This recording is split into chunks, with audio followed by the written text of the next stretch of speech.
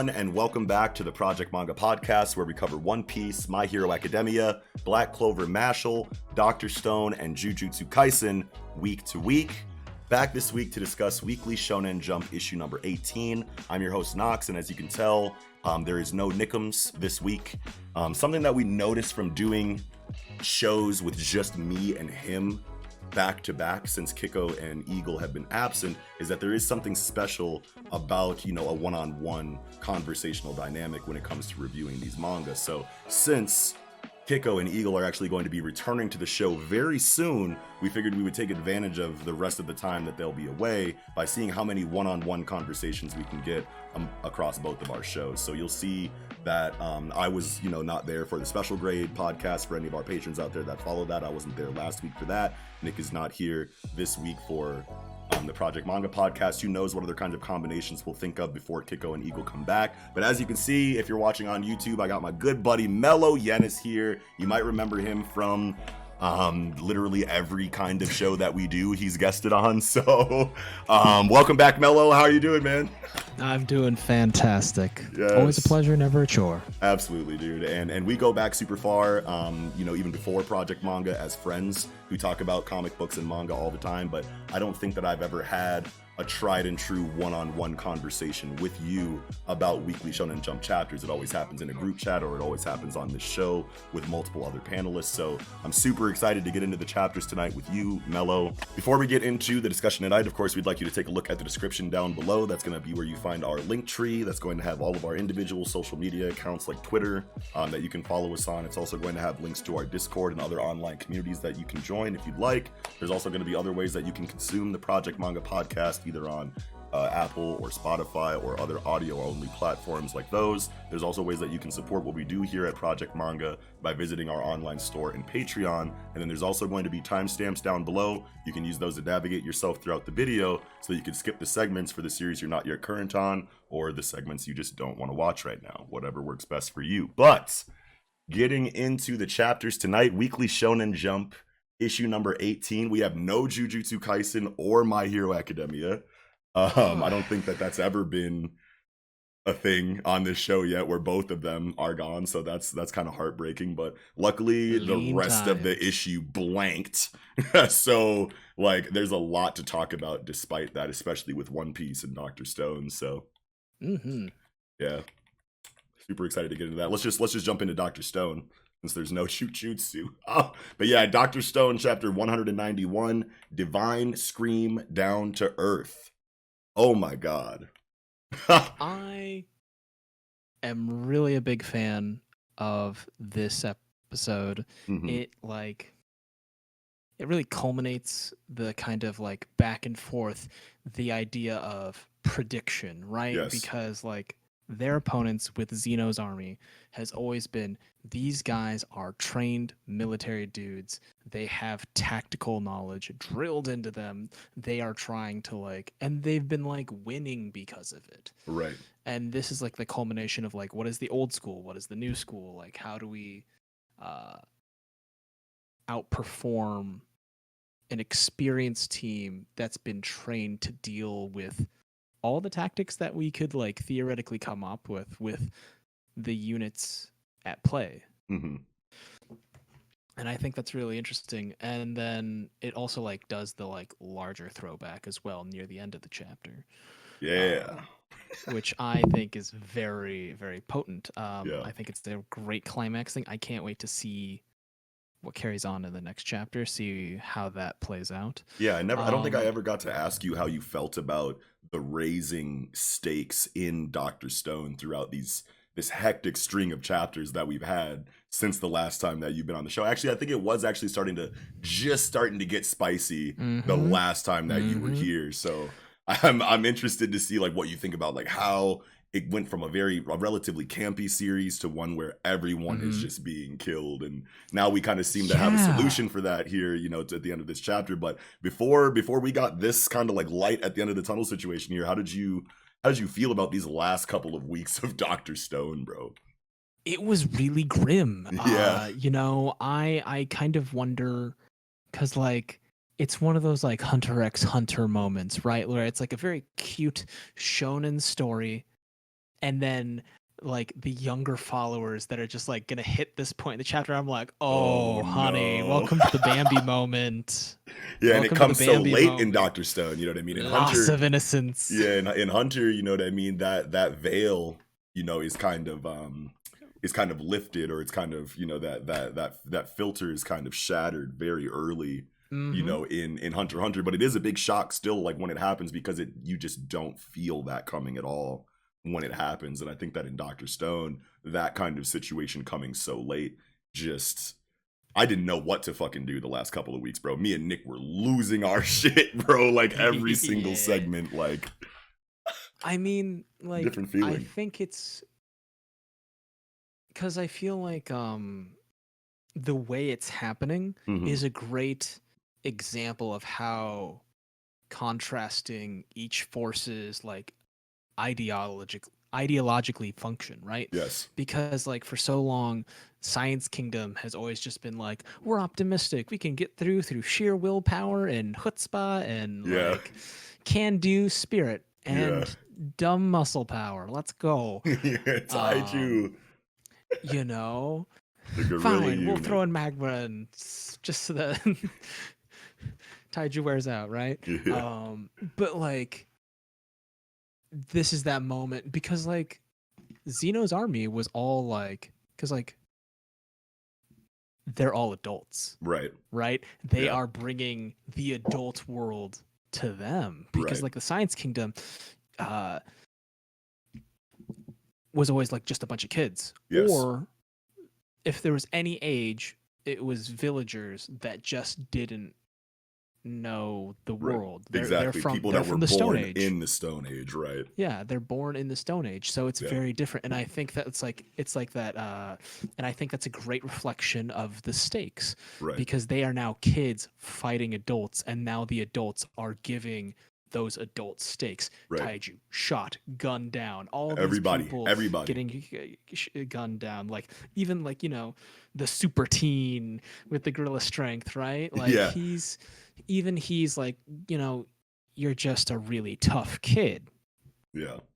Bang, it's over. And I love how serious the you know, this enemy science team is, because throughout Dr. Stone there have been one or multiple antagonists in every story arc that you can see being rallied to the cause of Senku. And at the beginning of this arc, obviously you have Dr. Zeno's reveal and him kind of joining the team as a hostage and cooperating because of the love of science, despite the differences of the two, you know, opposing forces. So it set this kind of expectation that steps off of that foundation of antagonists become friends that Riichiro has kind of laid out throughout the series. And then once we get to Stanley's team, you know, especially with that Zeno cooperation, you know, at the front of it, the fact that these guys are all business, no games, and there's no conversion whatsoever in sight from antagonist to an adamant enemy is like a really big deal to get right now, especially when they're serious enough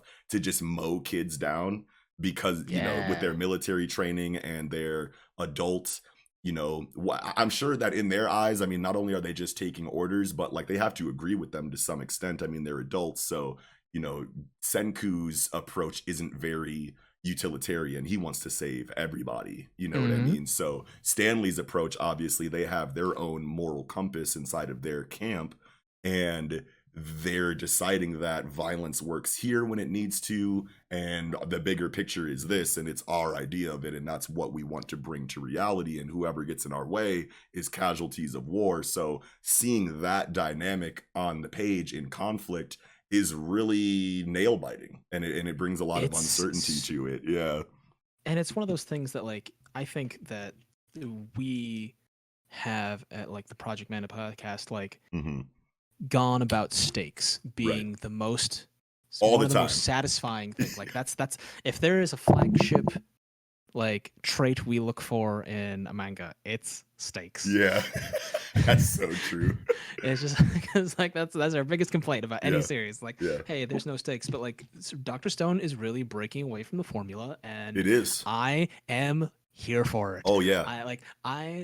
you know me. I like horror. I like the sort of distress of seeing, the heroes like pushed to the very back corner, and I love seeing them. How do they respond to that pressure? And Yes.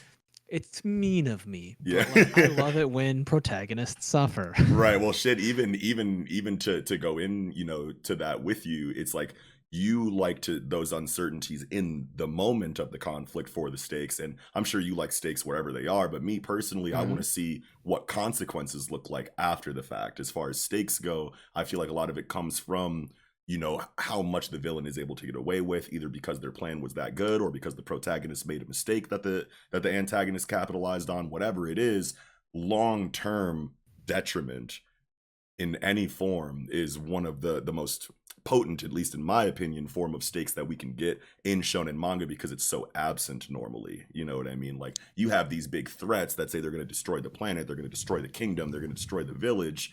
You know what I mean? And they might take out some random no-name villagers, but by and large, throughout shonen storytelling, it's like they talk a lot of shit and then they get whooped before they make Yeah, a real big difference. But lately, shonen storytelling is kind of moving towards a more mature, consequence maybe heavy. not mature, but like just macabre. You know what I mean? Like, it just feels darker. It feels more, Mhm. destitute. It feels more. There's more disparity. Like in the conflicts. Nowadays, and I respect that. And inside of Dr. Stone, none of that was really there throughout the entire series, because it didn't Mhm. need to be there, because that's not what it was really about. It was about exploration and chronicling and invention. You know what I mean? It didn't matter to me that there wasn't a wild threat that I didn't know if the team was going to make it out of week to week. You know what I mean? Like, it was about something else. But now Riichiro introduces the stakes at this brilliant point where it's like the ultimate contrasting dichotomy outlook battle. Yeah. You know what I mean? And it's just the perfect place to inject something like this. And it's just, I haven't seen this like storytelling decision making like this in shonen in ever, I Especially don't in think. shonen. Yeah. No, because like the closest they got to that Hmm. was when they first fought the first Medusa. Hmm. That was the closest they got to it. And I loved that arc. I Yeah. was like, yes, are you going to have to admit that Shinso was right and that like you need to kill? Like, Oh, Shishio, are Shishio. Shishio. Yeah, Hmm. yeah.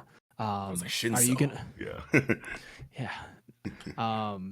But like, do you admit that Shishio is right? That there is like you will hit a roadblock, and the only way to solve that puzzle is through violence. Right. And so far, Senku has been like, "No, I'm the smartest kid alive. There's a better way. Right. There will be a better way, and I'll make a better way." And that was a big test of that, and this is even larger test of that. Hmm. Like, he's not gonna be able to solve this with uh with any half measures. Like, he Yes. has to because these adults are reaching further Right. than others would, Right. because they're like, no, we're not going to sympathy has no place in the Lord of the Flies. Yeah. We're going to like murk all these kids.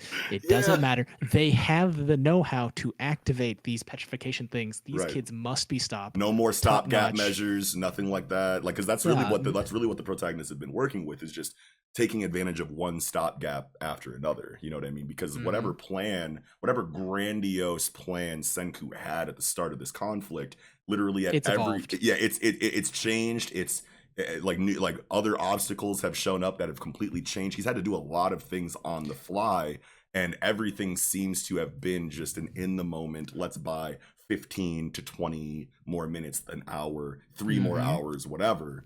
You know what I His mean? win conditions have changed so Yes. much Yeah. throughout this chase Hmm. to the south. Like, he understood that like he couldn't win, and so he's doing a lot of more disparate things. Like, Hmm. I think most of the camp series, he's been ahead of the game. He's been Yep. 2 steps ahead. Whereas this one, he's like, I don't know if I can outsmart them. Right.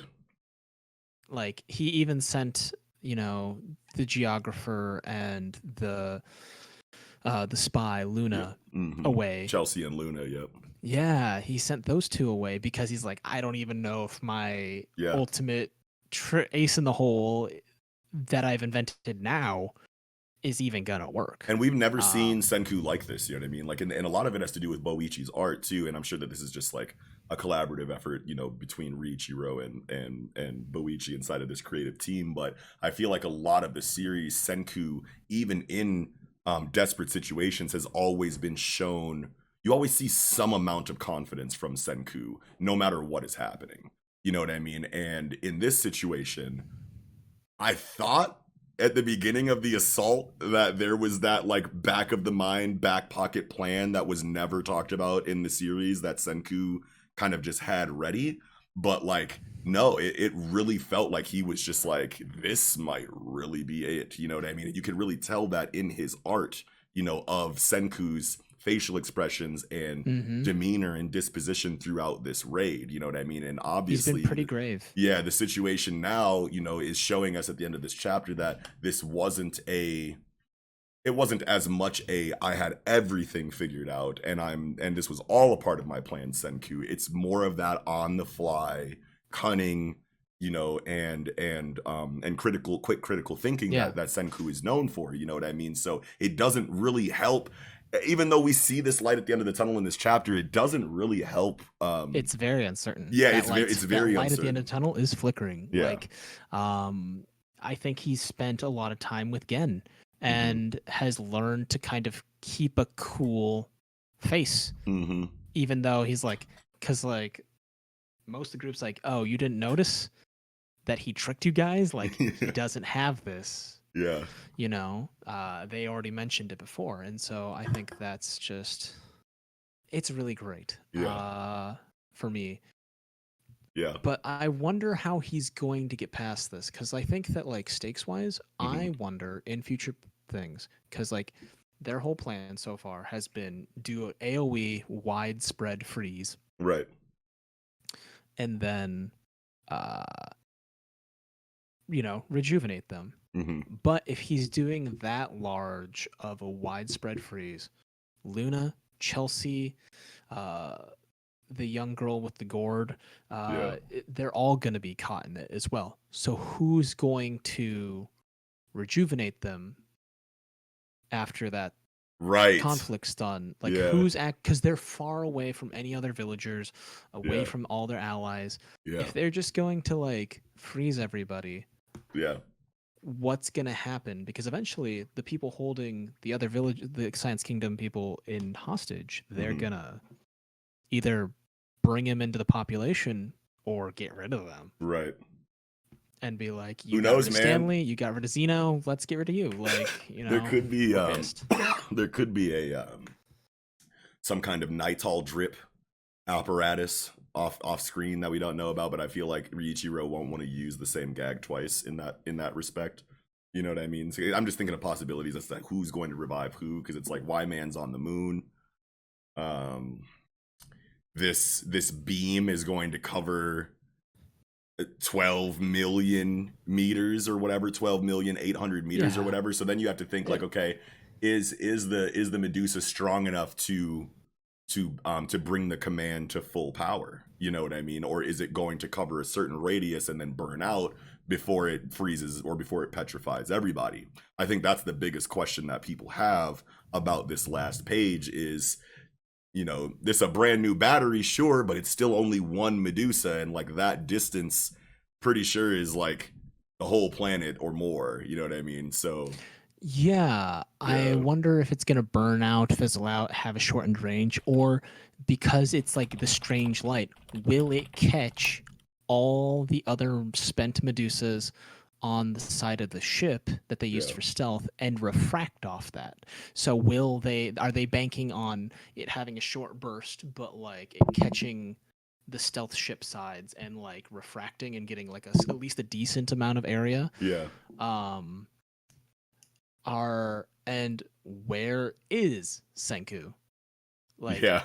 I wonder if he's doing something that will completely insulate him from light. Like he's completely covering himself Oh. to avoid the petrification. Like a catfish, just like covering himself completely in mud or water or other locking himself in a Medusas? box. or hiding himself in a pile of Medusas. Yo, wait, would that work? I don't know the physics. I don't know. I'm not a scientist. No, Dr. And the thing is, the Medusa is such sci-fi technology. Yeah, that's How right. are you gonna That's know? right. But no, So, because like, I think they talked about what the Medusa was made of in all respects, not just the battery. I feel like they've talked somewhere. I don't remember if they have, but I'm just going to assume that somewhere in this comic book they talked about what the and one actually wait. We know that the Medusas block radio waves in some capacity because they covered the so ship with them or whatever, right? So, man, I he don't can't be know. using that to send. If he's sending a signal, he can't be using the Medusas. So I'm convinced that he is covering himself in mud. Yeah, Like, otherwise, like a simple solution. Like, it would fit his style. A very simple solution for a high-tech problem, and I Yeah. think that would be kind of a nice like reversal, because the opponent has had so much of an advantage because of their modern day yeah, abilities, and Senku is kind of proving that this new school, without the hang-ups of modern technology and modern training, can still survive and surpass the problems that come with the Stone Age, that comes with technology like the Medusa. And so I think hiding in mud would be kind of the nice ace in the hole. yeah. That's my take on it. I'm trying to think though, because it's like if covering yourself in mud protects you from the Medusa, then I'm sure that there had to have been people that were just underground or below surface level when the Medusa went off. And I don't know. I don't think that area has ever been explored. Well, I mean, yeah, where did the villagers come from? yeah.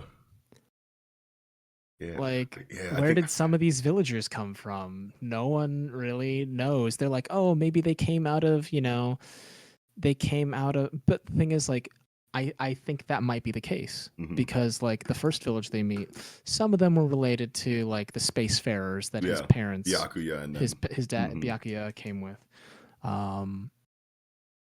But I think that there's got to be more. That can't be enough. There's so many islands, like the island with the first Medusa. Where did those people come from? And you can't say that they were petrified and then they were found there, because these are multiple generations since. And Zeno and Senku were the ones who came out first. Yeah. So it can't be people that have already been frozen. Yeah. So unless they genuinely unpetrified them themselves, which we know that I think that it genuinely is being hidden underground. They basically reduced the population to people that were perfectly insulated underground from the wave, and then because the technology and the cities have been like so decimated, it doesn't matter if they're survivors. They can't utilize the leftover infrastructure. It's too massive for them to operate themselves with just layperson information, because no one's maintaining the servers. No one's maintaining water or electricity. Even if you have 100 survivors, you're not gonna like just turn the switch pop back that on. back on. You're not gonna just like, we're a little understaffed, but the diner's open. Like, you're not gonna do that. No, you're not. Dude, I so like this. I like underground. I like covered in Medusas. It's very Predator, first Predator movie. Schwarzenegger versus Predator. It reminds me of that. Oh, I hope they actually have like an artistic like reference to that, where Senku just rises out of the mud and like, I beat you. Dude, that would be epic, dude. Or he could cover himself in a bunch of like animal corpses, because the only thing that the beam hits is humans and pigeons or whatever. So if you cover yourself with a bunch of dead fish or some shit, you'd probably be all right. That'd be nuts. I don't know. I'm trying to make it work, bro. I really don't like the Nitol drip shower. I don't think that should be used again. I feel like it's either that or the mud. Yeah. Or he's somehow like submerging himself in like the drip. Yeah. And like basically just chilling, swimming in Nitol as the beam hits him. Exactly. Like he's just like, okay, I was frozen. I'm gonna be out in like 30 minutes. Let me Or the other thing is that the Medusa just doesn't have the power to cover the radius that it wants, or the distance that was said, because the distance is like double the size of the Earth or some shit or more. You know what I mean? So yeah, so it's like if it's double this, like I don't think double the size of the Earth will reach the moon anyway. But well, I don't know. But anyway, my point is, if the Medusa's battery is brand new, you'd want to think, well, it should have the power to do whatever it needs to do if it's a fresh battery, because the previous Medusa that we saw in the Medusa arc was, how long had that been used for? And it was multiple still, times too. yeah, It like was over, it was a traditional weapon. yeah, and that had to have been an old ass Medusa, you know what I mean? So like if an old ass Medusa like that was that high functioning all throughout that Medusa arc, then you would think a fresh battery would be able to do Might whatever just the do fuck it it. needs to do, It you know. But at the same time, you could just say it's not the original creator of these Medusa batteries. As tight as Joel was, you know, like he didn't have the time, Y-Man or whoever Y-Man's team was, he didn't have the time that they had. They figured it out, but it wasn't perfect. It's functional, but it's not, you know, it's not proper in that regard. That would be another thing that I could think. So they say 12 million meters, and it only covers like, I don't know, whatever distance that freezes everyone except the two farthest people away from the conflict, like Chelsea or Luna, or yeah, something like no, that. because I Yeah. feel like that might happen Hmm. in there. Um, Regardless of what happens, I wonder if there is a limit, because like their whole plan revolves, if we freeze everyone, we can save everyone. Right. I want to see if if that is a truism. I Yeah. want to see if they're like, yeah, we froze them, we dug the bullet out. It's a lot of tissue damage, dude. We lost a few people, and I want to see if that stake will happen. And because of the way they've handled it so far, that's actually on the table. Is it? Because I feel like what we understand about petrification healing, you know, so far in the series, is that if you have any kind of damage that didn't kill you, you know, how drastic that damage is, regardless, being petrified and then unpetrified heals whatever damage that was, as long as the affected area was petrified. So that is literally like the saving grace right now. And plus you have Tsukasa Shishio a couple chapters ago that was like, the only thing that makes sense is that, like, I'm gonna be shot, I'm going to go into a near-death state, I'm gonna get frozen in that near-death state, or maybe in that post-death state where I have died, but there's like a small window of opportunity where you can revive a dead person still. Maybe Mhm. they're trapped in that state, you know what I mean? And then they're frozen, and then the depetrification just brings them back to 100%. If that's the way that they're gonna go about this, I'm personally fine with it, because the stakes have been presented so well leading up to, you Yeah. know, the triumphant survival or victory or whatever. Like, the uncertainty was so potent inside of such a campy series for so long that I don't care if it ends with sunshine and rainbows at this point. You made me feel a way I never thought I was going to feel in this comic book. So hats off to Yes. you. You know what I mean? I think, because it does, like, Yeah. I don't feel like it would be a cop out after that. Me neither. Yeah. Because that was my expectations the whole time. You know what I mean? Was that stakes don't matter in Dr. Stone, because they don't need to. You know what I mean? Because it's about so much more than that. So I was cool with them always, you know, winning without any kind of real threat, you know what I mean? So, but now Regaming the Ichiro just system, said, yeah. well, I'm giving you one anyway. And it's like, It's like, this good is the for story I you, wanna tell. dude. Yeah, it's like, fuck yeah. Like, I Hell yes. love that. I'm thoroughly impressed with this creative team and how they've handled this IP from literally start to finish. Yeah. Oh yeah. And actually, I don't think we have actually gone through, like, we've talked about some of the pages. events of the chapter, but we haven't like gone like page for page. We've had an incredible conversation so far, don't get me wrong, but I do have to shout out a lot of the art in this chapter, bro. 4 and 5's double spread is one of the at least for me, it's one that like touched me a little bit more because one, you have like amazing blending effects inside of the dialogue bubbles that I think really add to the atmosphere of the double spread. You have like very you know, reinvigorated Corn City team or whoever this team is here with Ginro and everybody. You have them rushing towards the end of the page with this very, I don't even know what Senku is feeling in this expression. You know what I mean? To save all of humanity, we got to destroy ourselves. Like that sounds very confident, like he knows exactly what he needs to do, but his face says I don't even know what his face says. Yeah, you know what I mean? It definitely takes a lot of conviction to do that. Like even in the face of uncertainty, doubt, despair that he's obviously probably feeling,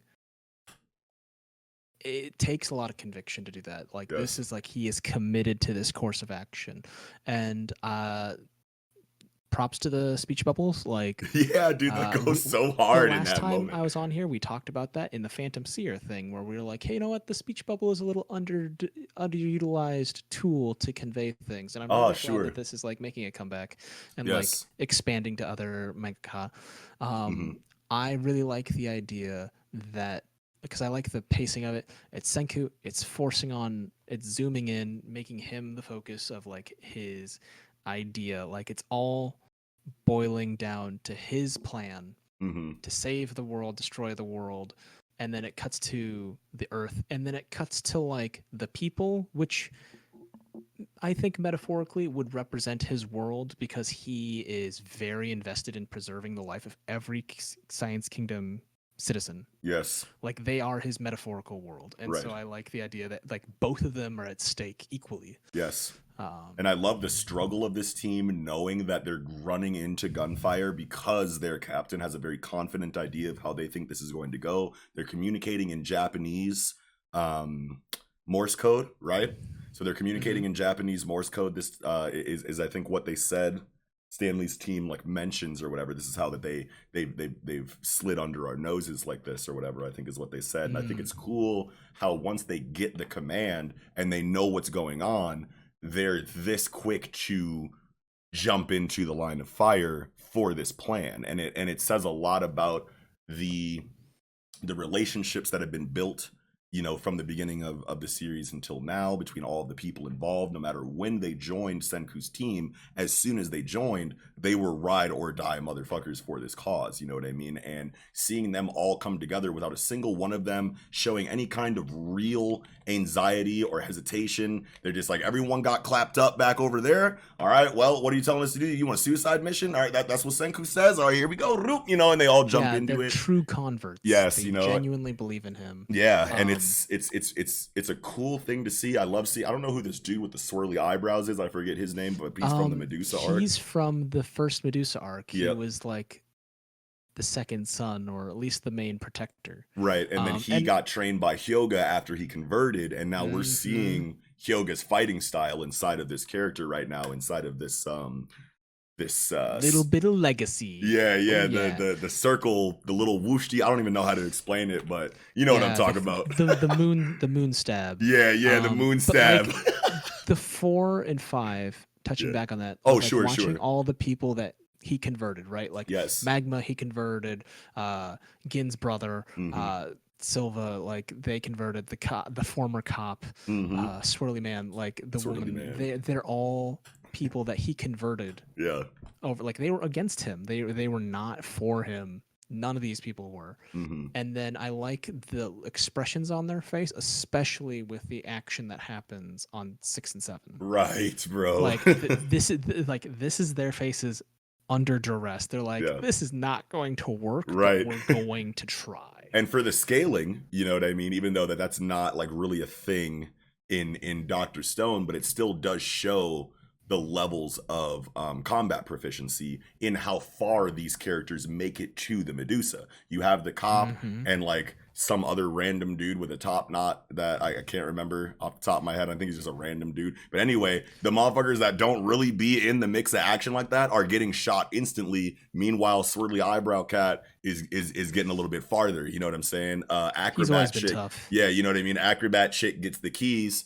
You know what I mean? Then she gets her arm blown off by the sawed off. You know what I mean? But still, it's cool showing. Brutal. That's so brutal, and the art on that page is so drastic too. Because like, I love the buckshot impact. yeah, the buckshot damage. You don't see like you can see Stark Black's where it's supposed to be missing arm, but like Boichi doesn't go that extra distance to show legitimate divots in missing flesh. It's very implied, enough. But it shows enough for Dr. Stone. Exactly. You know what I mean? Like and I think it's because he's very aware of the audience. Like I mentioned it earlier, it's like, oh, the youngins seeing this is gonna be rough for them. Yeah.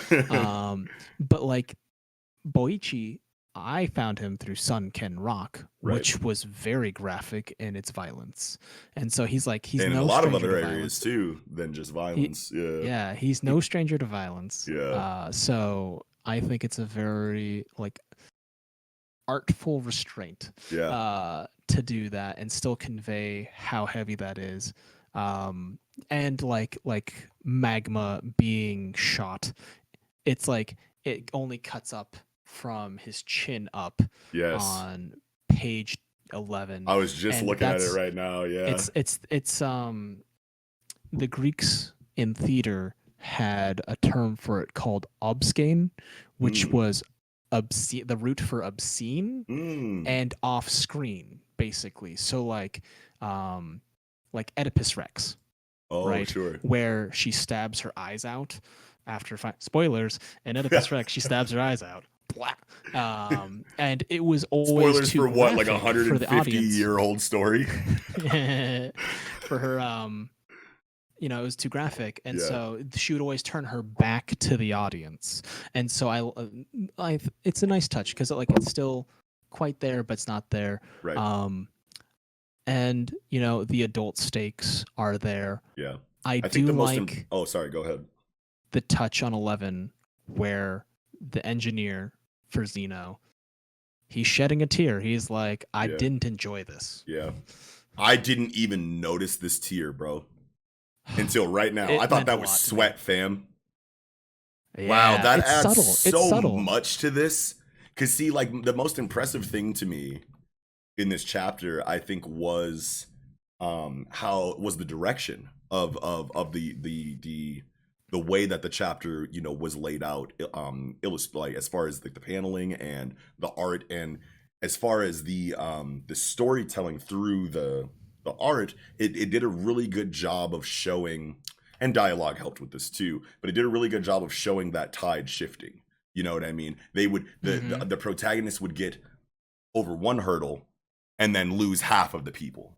Then they'd get over another hurdle, lose another half of the people. Then there's only like two people left, or two or three people left, you know what I mean, as Magna is opening up this case with the Medusa in it, this amazingly triumphant panel of him beautifully opening up this chest, and then boom, getting it, you know, his chest shot open, you know what I mean, or wherever the fuck they shot him. You know, he's messed up. Yeah, you know, and then you get this fucking Joel panel of him just reaching right in to grab it, but first he hits his watch and then grabs the fucking Medusa, and you're like, yes, and then bro slams the fucking thing down on his arm, and it's just like, they're there, no they're not, they're there, no they're not, yeah, and it's just like Joel's eyes, he's like, oh, that's a lot of pain. Yeah, he's like, I'm not used to pain like that, not as a craftsman, you know, not in this area.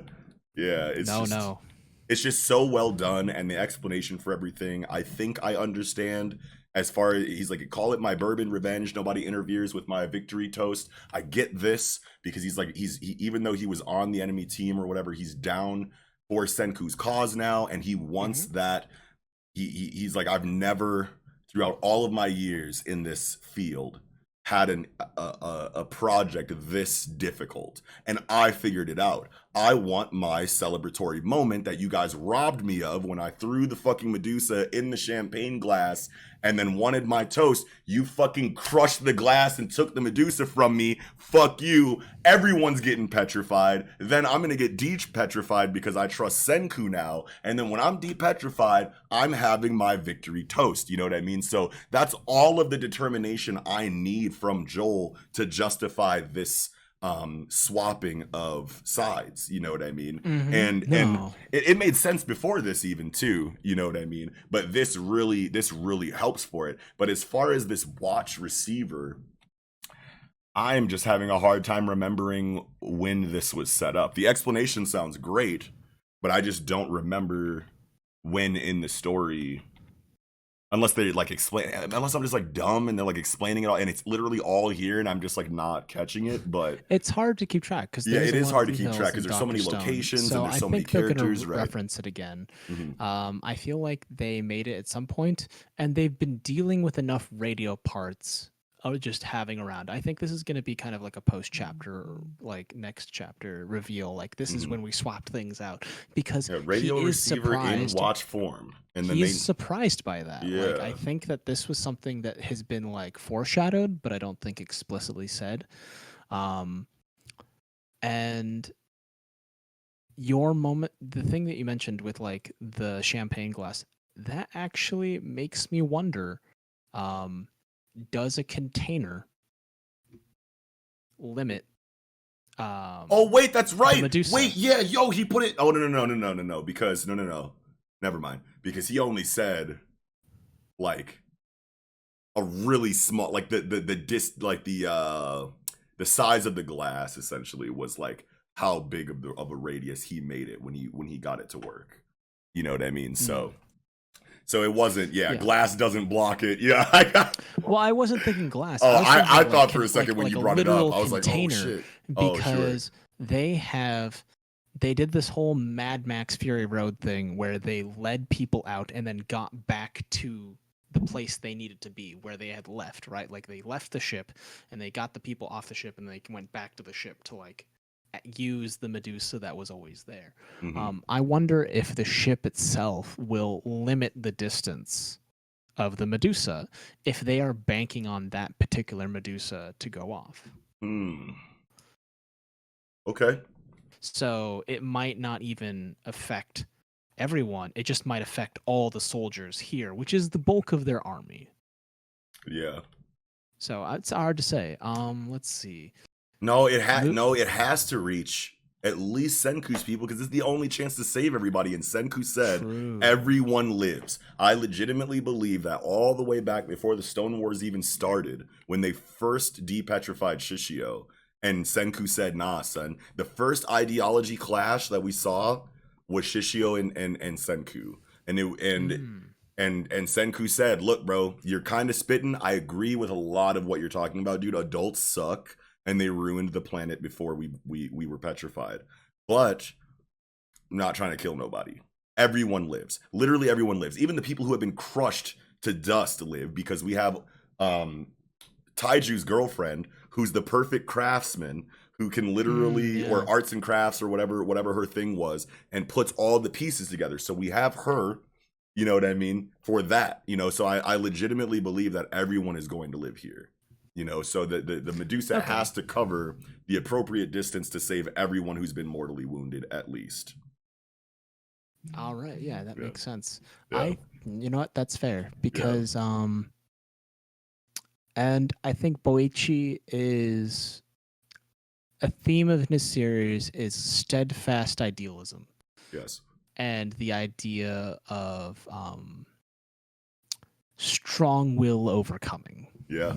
Absolutely. So in a way that isn't as hand wavy, you know, as we see in other stories. And I mean, like the way that it's executed in Dr. Stone, some people could probably say it feels kind of hand wavy the way that they win sometimes. But I mean, at least there's as much thought into the explanation for win conditions and victory that we get in Dr. Stone. A lot of other shonen that, you know, puts willpower above everything, and that's, you know, friendship, willpower, whatever. It's like a slap in the face. Yeah. Sometimes. Yeah, in all of those other series, when that kind of wins in a less than satisfying way, at least in Dr. Stone, those expectations are very clear, you know, in the beginning. In most shonen, whenever threats are introduced and whenever the premise and the setting and the overall atmosphere of the series is being fleshed out, you can tell usually right away, you know, how campy a series is going to be, how high stakes it's going to be. Now, there are a lot of curveballs that are thrown. Hunter x Hunter is an example that we've been talking about throughout this segment,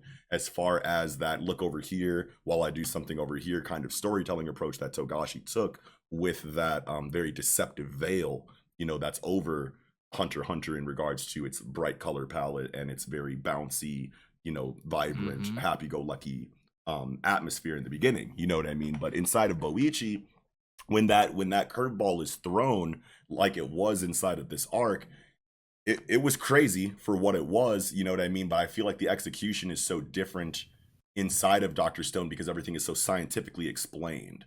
You know what I mean? So it almost feels like it's relying on the fact that not everybody is a scientist to explain some of the more hand-wavy moments where if this kind of stuff happened in a series that didn't have this much scientific explanation, giving us context to events, we would probably go, does this, like, is this, like, you know, like, you probably ask a little bit more questions, you know what I mean? So yeah. I feel like they're kind of relying on there's a phrase called any sufficiently advanced technology is indistinguishable from magic, and so as hand waves go, this is more sleight of hand. Yeah, exactly. As opposed Very to well a slap said. in the face. Yes. I love that. Very well you. said, bro. Fuck yeah. I love the reactions. I like the touch of the moon and like Yes. Y-Man being on the moon, the fact that he's repeating voices and stuff. I really like that there's like, hey, remember these things that we established really early on in the series? Yeah, we're taking them into account. It's all been relevant. Yeah, and I was wondering when we were getting this explanation towards the end about Y-Man's voice sounding like Senku's, that confused the shit out of me. And now I'm seeing, actually right now that I've kind of like scrolled down in this comments section, I saw a comment from someone named the Sci-Fi Slut. I mean, this is just a comment that I'm noticing right now, but it sounds good. It was explained that the reason why the Y-Man's transmission sounds like Senku is because it's a synthesized voice, like a Vocaloid, that what or whoever the Y-Man is constructed from, the transmission Senku sent when he talked to the Y-Man and activated the Medusa via radio. That sounds cool to me. Oh, like it samples whatever it hears. Yeah. Because it doesn't, they didn't want to dedicate any processing power to a pre-recorded voice. So it literally just samples whatever it receives and then speaks back that way. Yeah. Cool. That's really cool. Yeah. Sounds great to me. You know. It works. Yeah. But yeah, bro. What a chapter. Oh my god, what happens next chapter? Like I've been saying I need to see what happens next chapter like more than any other series in Jump like for the last like 5 or 6 weeks inside of Dr. Stone, and it's still that way. As crazy as everything else is in Jump right now, Dr. Stone has me the most curious for how the story is going to continue, right? I really want to see how things look when the dust settles. Exactly. Like, I am really excited for this chapter. And I'm glad we got to start on this one first. Yeah. Yeah, me too. Hell yeah. But I think I'm good on Dr. Stone this week. Did you have anything else you wanted to say? I think I've said my bit. Great. Okay, getting into Mashle, Magic and Muscles, Chapter 57, Mash Burn Dead, and you look, you lose your life. Whoa. How do we feel? I thought this was a very in-keeping thing. It's a very quick chapter. I found it very fast-paced. I really liked the kind of campy feel of the Mashle thing because it is high stakes. Yeah. There are stakes there. In but regard to the uncertainty of like it's very lighthearted, but you still don't know what's going to happen next. You know that Mash is probably going to make it out of this situation alive. He's probably not going to lose his life in a situation like this.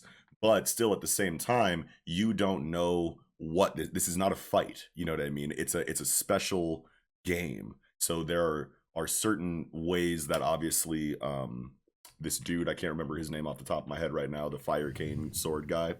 But like we know that he's got tricks up his sleeve for this thing specifically for Mash or whatever. Maybe this is how he usually plays this game. Who knows? But that level of uncertainty of how this game is going to be played is all the stakes that's really required. I feel like in a series like Mash, is like when you know that Mash is just One Punch Man essentially, like any other kind of uncertainty you can fit in the storytelling is going to be great for those stakes in a gag series, essentially. So I respect Komoto a lot for the physical feats that he has ready for MASH to display in these very jaw-droppingly shocking ways, you know what I mean, throughout the comedy, you know, so it's a great blend. I thought that this character was really interesting because, like, I think the thing I really like about Mashle as a series is that they don't do, like, formulaic length challenges. Right. They don't do formulaic length challenges. So, like, this is an obstacle. This is a test that he has to overcome. But it's a very brief window of that obstacle. It's a very short obstacle. Whereas a lot of series, any obstacle that they overcome is probably, like, worked. I wouldn't say milked for 3 chapters, but, like, that's the typical length of any obstacle. And I like that this is sort of kind of like a detour mid-boss. It feels like a side story a little bit. Like, it's still interesting. It still has stakes. It still has impact, but it's definitely like a side mission. I like that. When they do that. This guy, I don't remember his name either, honestly. Man, I'm so mad because he's so sick and we got his name and it was like a good name. I'm just going to go back to the last chapter and see. No worries. Yeah, but keep going though, whatever you were going to say. So I thought his character design was very interesting because he's part of Caldo the Gehenna. Safety. Yeah, my bad. His name's Caldo. His name? Caldo Gehenna? Yeah, Caldo Gehenna. Yeah. Oh, man. So his ability was really interesting to me. Yes. Let's talk about that because when we actually see it, it's the same illustration that we saw inside of Rain's Black Partisan once he goes into his sword cane stance in his 3rd line and he uses the Black Partisan spell against Margaret Macaron. Literally like maybe 6 or 7 or 8 chapters before this when they're like running up on Mash's house and Rain intercepts them. Like, yeah, it's like that same, we got that beautiful double spread for the Black Partisan. And then it had this amazing fire, bubbly TV static shading, you know, on the on the flames and sure whatever that energy was coming off of his swords at the time. I think it was this exact illustration technique. Yes. Actually, I'm really glad that you went back and figured out his name because I feel like naming conventions are really important to characters. Right, especially in one where there's like a family lineage situation inside of the narrative. So if you look at his face, his mark, his lines are twin lines, an X or a cross. Gehenna is in the Bible. It is a small valley in Jerusalem. Basically, kings of Judah sacrificed their children to fire, and so that land was considered cursed. And his weapon is even a biblical reference, like the flaming sword, right? Like the flaming sword of Raphael or Michael or any other angel. Yeah. And so the flaming sword is typically. Wait, I remember this because I read a webtoon back in the day called Soul Cartel, which was like, you know, Judeo-Christian theology, but like the Shonen version. You know what I mean? Which was basically the story of Soul Cartel, and Raphael was an archangel, you know, in that story, and his weapon was like a flaming rapier. It's a classic, heavenly protector style weapon, and in like, if you just go to like the Wikipedia about flaming swords, because in Sumerian mythology, the one who wields the flaming sword is the wielder of the flaming sword is who ensures the most perfect safety. The character Gehenna is a part of the safety commission, right? Oh. So he wields a flaming sword. He ensures a perfect safety. And the black flames, right? Like it's very Susanoo. It's very Amaterasu. Yeah, I think that's the exact. So I like the tie-in to a most perfect safety with the idea of Gehenna, the history behind that name, and the idea that it is a cursed flame. Yeah, wow. That it probably like the idea that perhaps the violence is evil and the violence is cursed, but it is for a greater good. which might be the thing. And then I think it's reinforced by the cross on his cheek.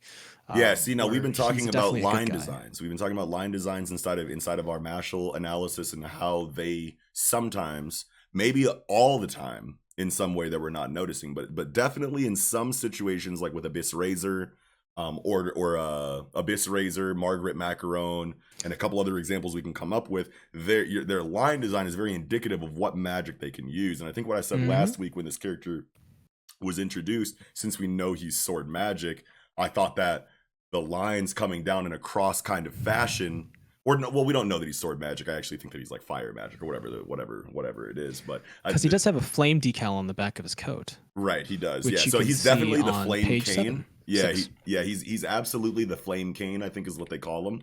But for some reason, my first thought, since he's a sword user, was that like the slashes were literally just like an X slash that big sword main characters or just That big sword might characters be usually use. it. Yeah, Like but that might genuinely be it. But is he? But like, okay, but if that's what it is, then he's sword magic, because like whatever Rain is seems to be metal or sword magic related, and this dude obviously has more of an affinity for fire, but his line design doesn't really, say anything about fire to me. It doesn't, and nothing about fire kind of like jumps out in his line design to me. So it's very confusing. And like the line design discussion inside of this segment has always been like, we feel like there's obvious examples in some areas and there's not so obvious examples in other areas. But I feel like if you're going to have obvious examples in some areas, then that means that, at least to me right now, that all line designs are indicative of magic affinity, and we just aren't picking up on some of them is what I think. I think they're all indicative of something. Right. What they might be indicating may have varying degrees of Yeah. like meaningfulness, because like there's that bit character where his thing like turns into a bottleneck and his whole thing is enlarging things. Right. It's not special. It's Yeah. just it is what it is. Yeah. I definitely like the slash thing because it's like Rurouni Kenshin, right? Yes. The close-eyed samurai Yep. with a slash across his cheek. It's very, his character seems to be put up as kind of a harsh good guy. Yeah. Is the vibe I'm getting. We get a from him. lot of those, I feel like, in MASH to a certain degree. There was that one dude with like the candle magic, or he did something with candles before this whole tournament thing kind of started, and he seemed to be the one that kind of like saved quote unquote MASH from Order Madel's execution order back when he was on trial or whatever. So you have a lot of I don't want to call him chaotic neutral, because I mean, like, Margaret Macaron definitely feels a little bit more. Oh, he's chaotic neutral. Yeah, you know what I mean? Like, completely chaotic. He Yeah. doesn't care about his thing. He has a very specific thing. I don't think he's like straight up evil. I've been equating but- him to I've been comparing him to Hisoka in the last couple of weeks, honestly. Yeah, he's Yeah. got very much Hisoka vibes. Mhm. Even like his character design, where he is a very buff, masculine man with a lot of very feminine features, Yes. additions to that. So I Yes. feel like it's more of like the Hisoka thing. Yeah, absolutely. That's a great. I didn't even bring up that aspect of the comparison in the last couple of weeks either. You know what I mean? So I'm glad that you just Yeah. pointed that out too, because that's another big one too. Yeah, like, he is very strong physically. There is a dominating alpha male aura coming from him, but he is also very like, it does have those feminine qualities like Hisoka Yeah. does. You know what I mean? Like lipstick and all of the other kind of like body positions that Komoto gives him, like while he's like,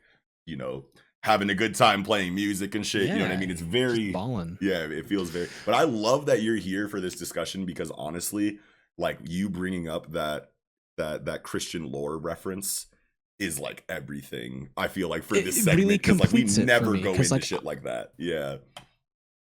Because even though it's really small moment, like Yeah. I think that it really shows. Like I think with you saying that there's multiple swords, I mean, there, even in Eastern mythology, there are multiple things like the Mhm. sword of glory, the sword of Right. justice, the sword of hate. Yeah. There's multiple swords in Eastern mythology, and I know that there's a bunch in Western mythology. Like, And I was gonna ask you, you know what I mean? Like, do you know of, since you brought up the Judeo-Christian link, is there any as far as you're aware, any kind of Greek or Roman counterpart to the biblical references that you kind of brought up during this dude's thing? Because one thing that I want to say is that we have been talking about, obviously, when we got the Ares chapter inside of the Black Partisan in the third line for Rain, now we're equating these master canes or these third line users, whatever, to, Greek mythology, because there's 13 master canes, there's 13 famous Olympic gods, you know what I mean? Or as Valhallan gods, or whatever Norse Greek, direction you want to take. But as far as like the Christianity situation here, at least in our in current or contemporary reality, like Judeo-Christian lore is not mythology yet. You know what I mean? So if we're going to have Christian references to gods and things like that inside of Mashle, I would assume that they're, and I don't know, Komoto, and I don't know the situation in Japan. I know a lot of Japan is Christian, you know what I mean? So I don't know Komoto personally, but I just want to say right now, I'm having a hard time thinking that he would use a direct Christian mythological link when there's so much Greek and Norse going on kind of in the background. Well, I also think that because you and I being Westerners, we are closer in proximity to like Norse or Celtic myth, whereas for people in Japan, I'm not speaking for all of them, of course, but when they're exposed to Western mythos, Christianity is the most accessible of the foreign mythos. And like I have a very small distinction between, like, I have almost no distinction between religion and myth, because your religion is someone else's myth, right? And their religion is someone else's myth. It's just how it is. Especially in so it's all especially myth. in like it's all religion. It's all myth. The especially inside of like the monotheistic faiths. You know what I mean? It's either one of you are right or everybody is wrong. You know what I mean? So it's a hot take. Yeah. But yeah, so the myth of the flaming sword is available in Japanese Buddhist art. Nice. It's a treasure sword. And then you mentioned like the 13 canes and wands. This series, Mashle, the school is based off Harry Potter, right? Yeah, like Hogwarts kind of stuff, which is Welsh or tied in primarily to Celtic legend, which has a thing called the 13 treasures of the island of Britain. Whoa. And this number, bro, hold on. Yeah, numerology is huge in myth. It's very special. And what was the first name of the Gehenna guy? Kaldo. Kaldo with a C? Kaldo is what we got in the translation. K-A-E-L-D-O? No, just Kaldo is what we have in the translation. Because I was wondering, because there is one of the three generous men of Britain, and his name is Hale, Hael. But basically, Hale had a sword called Durnwin, White Hilt, and it was that when drawn by a worthy or well-born man, maybe of good lineage, based on the series, the sword would blaze with fire. This is cool, dude. So I think it's really interesting. Yeah. And that's just surface skimming myths. There's a lot to dig into for that. And I think Amaterasu goes back into, at least from what I remember of Naruto conversations back in the day, I think Amaterasu goes back into at least Shintoism. But I think bunch. Because you have like Okami and shit like that. But I think it extends into Buddhism to a certain degree as well. There might be Buddhist lore. There was a lot of overlap, and like one sort of led to another, because like Buddhism is a bit like Confucianism. It's just more of a philosophical take on what was already considered spiritual. And Amaterasu, sun god that basically burned up the 8-headed snake Yamato Orochi.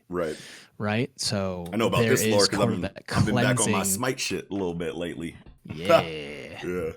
There's a very cleansing aspect to like fire as well. So like fire swords have always been aligned with judgment and burning away impurities and things like that. Like judgment, law. Fire is about taking away impurities or consuming. I think is really interesting. And like it's hard to like really dig into such a very succinct chapter. Right. And I think the Like, most impressive thing, which is what I've been talking about inside of Komoto's work since we started covering Mashle, is the feats that he has prepared for Mash to flex in all of these situations. Because what's so cool about this you look, you lose game is that Mash wins in all of the physical areas of this game. But then he loses on some bullshit at the end for the gag since it's Mashle. And then, you know, that's a great way to kind of like close this off. You know what I mean? It wasn't a serious, this dude wasn't actually trying to kill you. He was testing you. He got dead ass serious throughout the entire thing. And the choreography is amazing. He activated his sword. It got super hectic for a minute. But at the end of the day, it's like, yeah, I was just checking. You know what I'm saying? You're probably going to struggle versus Margaret. All right, bye. You know what I mean? But it did everything it needed to do without it having to come to a very serious, true color showing situation inside of this Caldo guy. There's still a lot more that needs to be done with him. Mash probably learned something throughout this exchange despite the comedy. It just feels really good all around. And the choreography, once this motherfucker gets serious after the fucking Amaterasu sword comes out, is just these next couple of pages on like 10 and 11 just look and feel so good. The dynamic angles that are used, the very Japanese choreography inside of like the constant swinging and dodging all on one panel. You got that in there too. You got all kinds of amazing background effects and lack thereof throughout the exchange. So it does a lot aesthetically for the feeling of the chapter, in my opinion. And that last one, when he digs his feet into the ground and then jumps up to dodge the slash while looking down, bro. Woo! A superior slapstick. Like, I love slapstick body humor, but like it takes something so stupid and silly to be like really serious and kind of epic, and I really appreciate that in Mashle. I think the art, there's a lot of like, I like it because it's framed. He's in a circle. He can't move very much. The room is actually pretty sparse, and there's only a few people. Yet at the same time, there's so much movement, reaction, interaction, texture, impact. It feels that it doesn't feel like an empty, open space. It feels very tight and like full. It feels like a very full scene. Absolutely. I have a theory that Caldo is basically in cahoots with Rain. Because they are kind of in the same spheres of influence, and they probably share a lot of similar interests or values. Right. Well, and especially inside of the fact that this dude has a legitimate sword on his hip and that he infuses with magic, we can guess. And then Rain, you know, doesn't have a sword on his hip, but conjures swords inside of his magic spells. So they have a lot in common in that regard. And then also they have the same kind of illustration, particle effect kind of aesthetic to their serious spells. You know what I mean? So they gotta be boys. I think they're friends. Yeah, I love that. I think because like in a lot of Eastern manga art that I've seen, Eastern manga art, it's all manga. But like Bleach's Gin, right? Yeah. The fox-eyed man. He looks like Gin. Where he looks like Gin. Like even when he's attacking them, he has that kind of like close-eyed Joker-looking vibe to him. And I don't like know confidence. if it's because it's all about like, you know, being sneaky and inscrutable and unreadable and like being. It's the idea of doubt because it's considered like physically it's considered like a negative trait aesthetically for a lot of people. Like people get made fun of for that kind of stuff, which is a shame. But I think he's kind of like a Gin character where he's not super overt, but he is Rain's ally, and he might be checking in on Mash, measuring him, but also getting him into the zone, right? Like, you're fighting Margaret, you might be tough, and I trust Rain's assessment, but I need you to pull out your A game or you're not going to survive this guy. This is Hisoka. Like this is our version of Hisoka. Like he's one of, and he's been like Margaret has been hyped up as a very dangerous contender Right. who doesn't play by anyone's rules and Yeah. isn't done until he's satisfied. And that's what I was talking about a little bit in previous weeks about how Margaret is being built up more than any antagonist before him versus Mash. Genuinely. Yeah, you know what I mean? Like, apart from Abel, where you kind of had a first clash that ended up being a second clash and then he took him out. Before that, the antagonists are always they're built up very much like One Punch Man, where the antagonist is introduced, they talk their shit, they show how strong they are, other people get whooped, and then Mash pulls up and then strong arms them. You know what I mean? By the end of that first interaction, that character is cooked by Mash. You know what I mean? But inside of Margaret, even the painless guy. Yeah, inside of Margaret though, like you have way different situations with him going into this matchup with Mash. You have him versus another Master Cane. You have him versus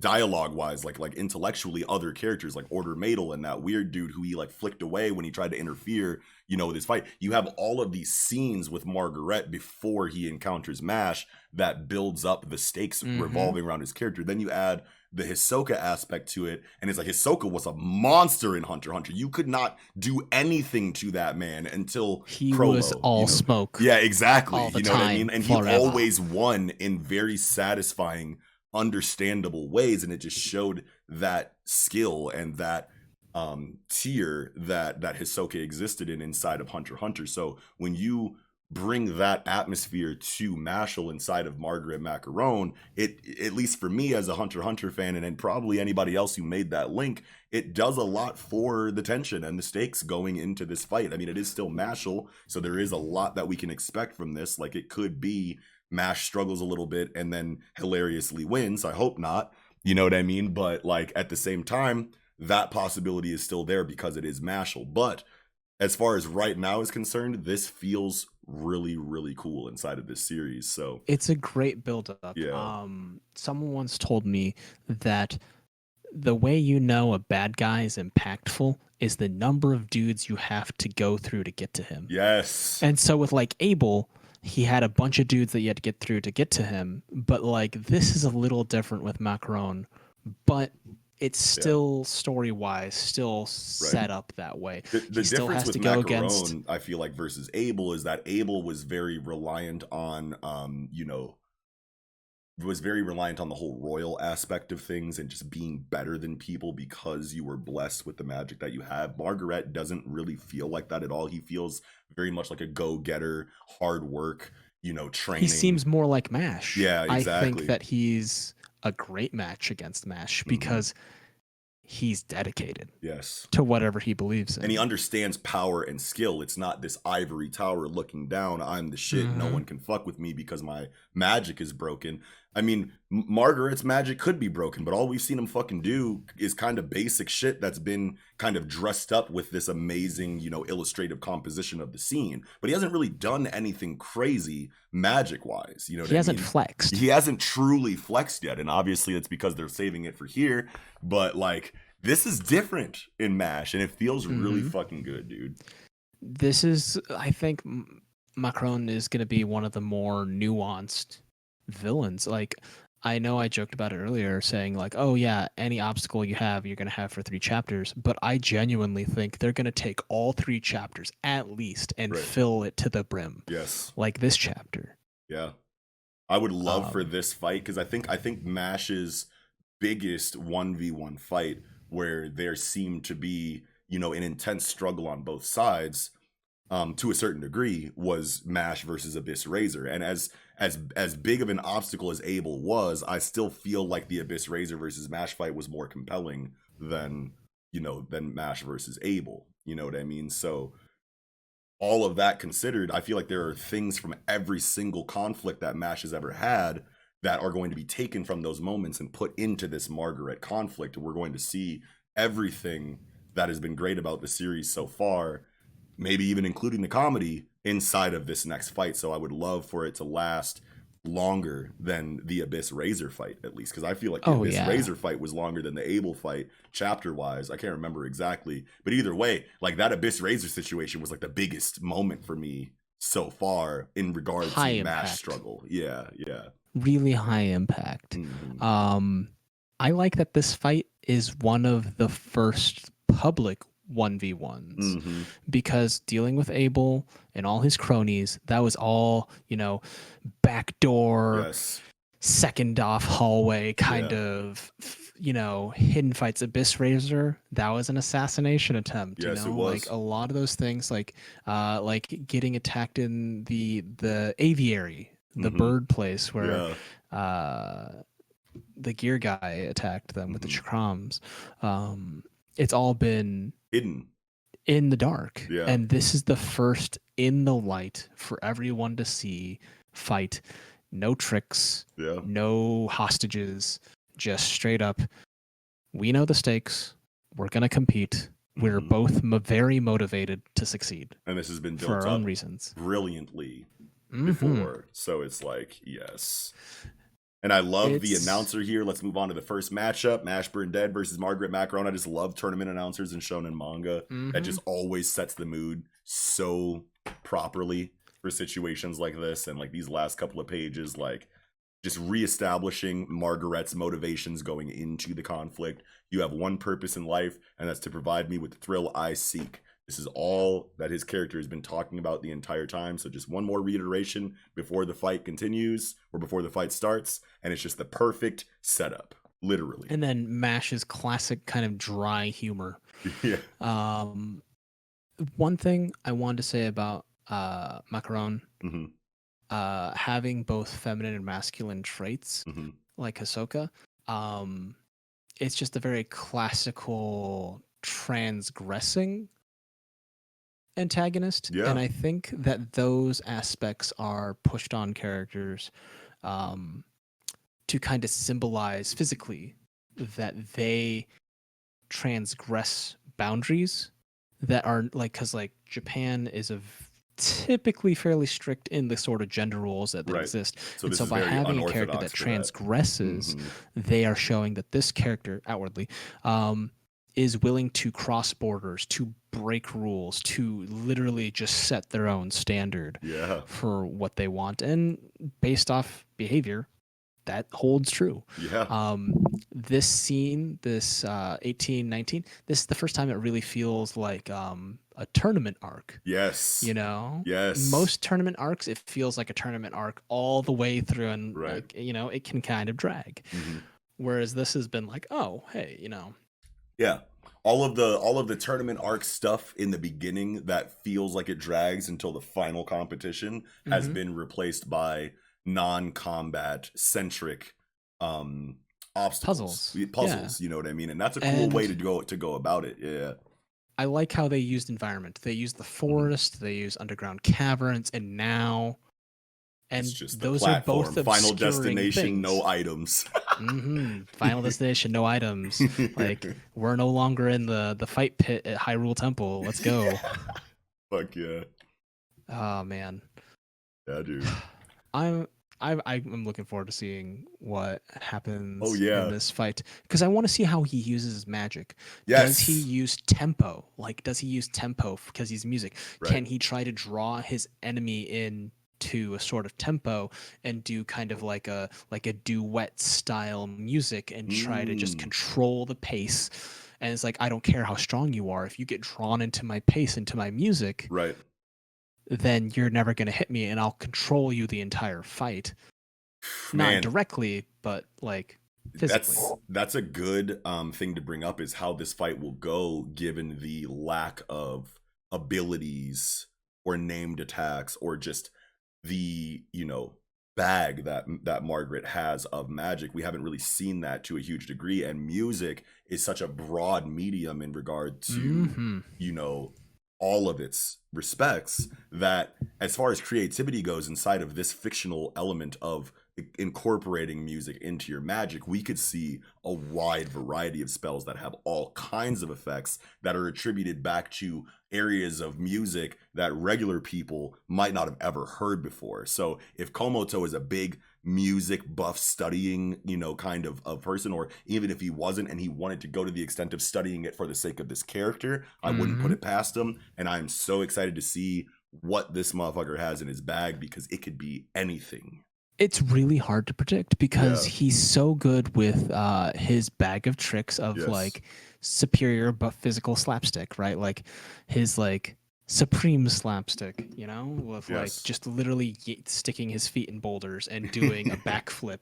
Like Yeah. you still don't expect that, right? Right. To like overcome the limits imposed in Yes. that way through brute force. Wow, that's a great point, because the point that I just made about Margaret having this seemingly limitless bag of possibilities inside of his I music really want to magic. see what Komodo can do now. But now Like, MASH has that exact same kind of ocean-sized bag, you know what mhm. I mean, of physical feats that Komoto can give him. You know what I mean? So we're never going to feel like we've seen everything MASH can do. So when he's going up against an opponent that has such a wide range of potential spells inside of a music-based magic affinity, it's like this might be the tightest shit we ever seen in MASH so Right? far, and it makes sense for the situation. You know what I mean? Is But Margaret gonna have scales of notes, denote scales of powers that slowly like do chord progressions to the point that like a Hunter x Hunter's Cyclonic Ripper, where it just ratchets up yeah, after chord after chord after chord and crescendo, just boom, massive power. yo, Like I want to see stuff like that, yo, I and then I love also that. want to see Mash just like I don't know, brute force drum the ground and drown him out or something. Yo, if it's vibrational, Mash has good counters for that. What if he If just straight up yells? Do like an Uvogin type thing and just yell at him. okay, so I'm gonna shout out Kiko right now, because in our One Piece reviews, when Apu's ability was being fleshed out by Oda in regards to how you counter it by not hearing it and things like that, Kiko had this brilliant idea for Apu's character, that since he has such an easy to counter devil fruit in regard to you just have to plug your ears in order to not be affected by the unavoidable damage that comes from it. Um, Hiko had an amazing idea that to kind of supplement that counter, that very obvious counter, once you have it and you know it, you just beat Apu. That seems a little bit too much for a supernova on, inside of the same echelon as Zoro and Killer and Kid and Law and Luffy. So there had to be a secondary trump card kind of answer to that Apu could have. And what Keiko's idea for that was that he kind of did similar to like what Black Bolt does in Marvel Comics, where he has the quasi-sonic voice and everything is vibrational inside of his power, and then he can turn that into physical strength, like vibrate. So basically Keiko was saying that, like a tuning fork, Apu would have a vibrational localized fighting style around like vibrating or using some kind of vibrational fighting style where he hits you and then it does extra damage because of vibrations or something like that. So Oh yeah. yeah, going back into Margaret, if Margaret is going to be using these active sound-based projectile type attacks, and maybe it does behave the same way as Apu's kind of shit does and you have to plug your ears, I don't really see it going that way. But if it does turn into a situation where Mash can drown out that magic with his own vibrations, then I could see Margaret retreating back into a more like flowing red scale inside of Choso from Jujutsu Kaisen, where you stop trying to use magic outside of your blood outside of his body and starts focusing on the blood inside of his body. I can see a switch in strategy kind of Ooh. like that, because Mash, I could totally see him just shouting loud as fuck and stopping any kind of sound-based, wave-based cone attacks that that Margaret could have. So where he would just go, all right, well, fuck it then. Flowing, music version of flowing red scale. You know what I I mean? mean, Like a music doping is technique. just Yeah. vibrating air. Right.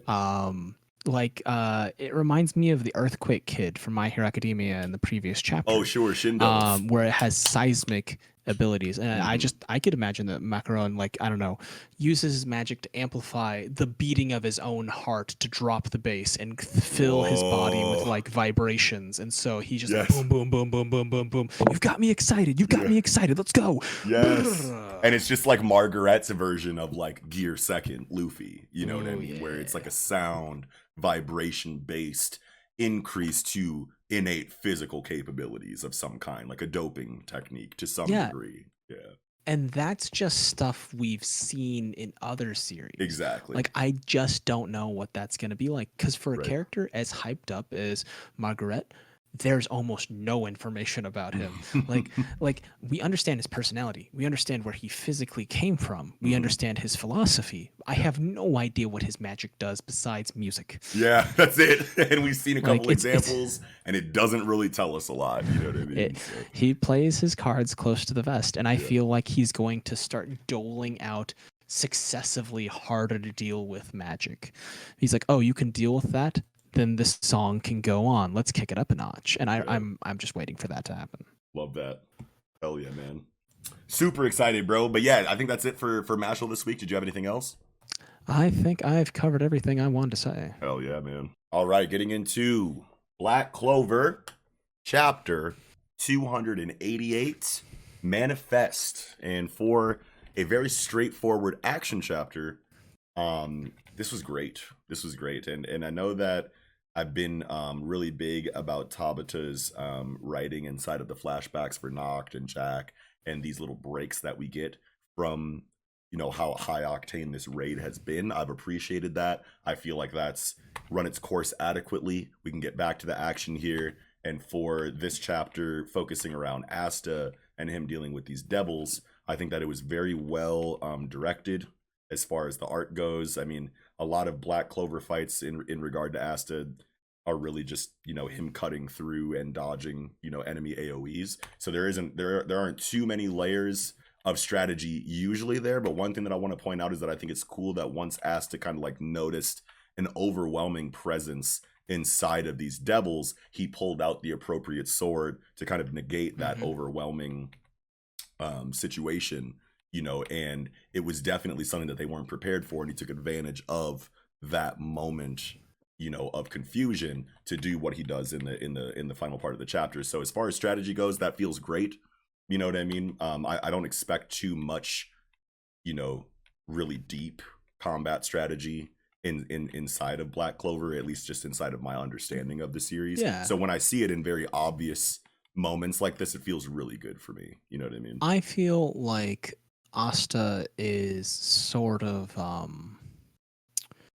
his character isn't really meant to be like super in-depth combat wise, because like his whole thing is that he simplifies the complex, convoluted world of magic. Sure. And that his solution really is straightforward, simple.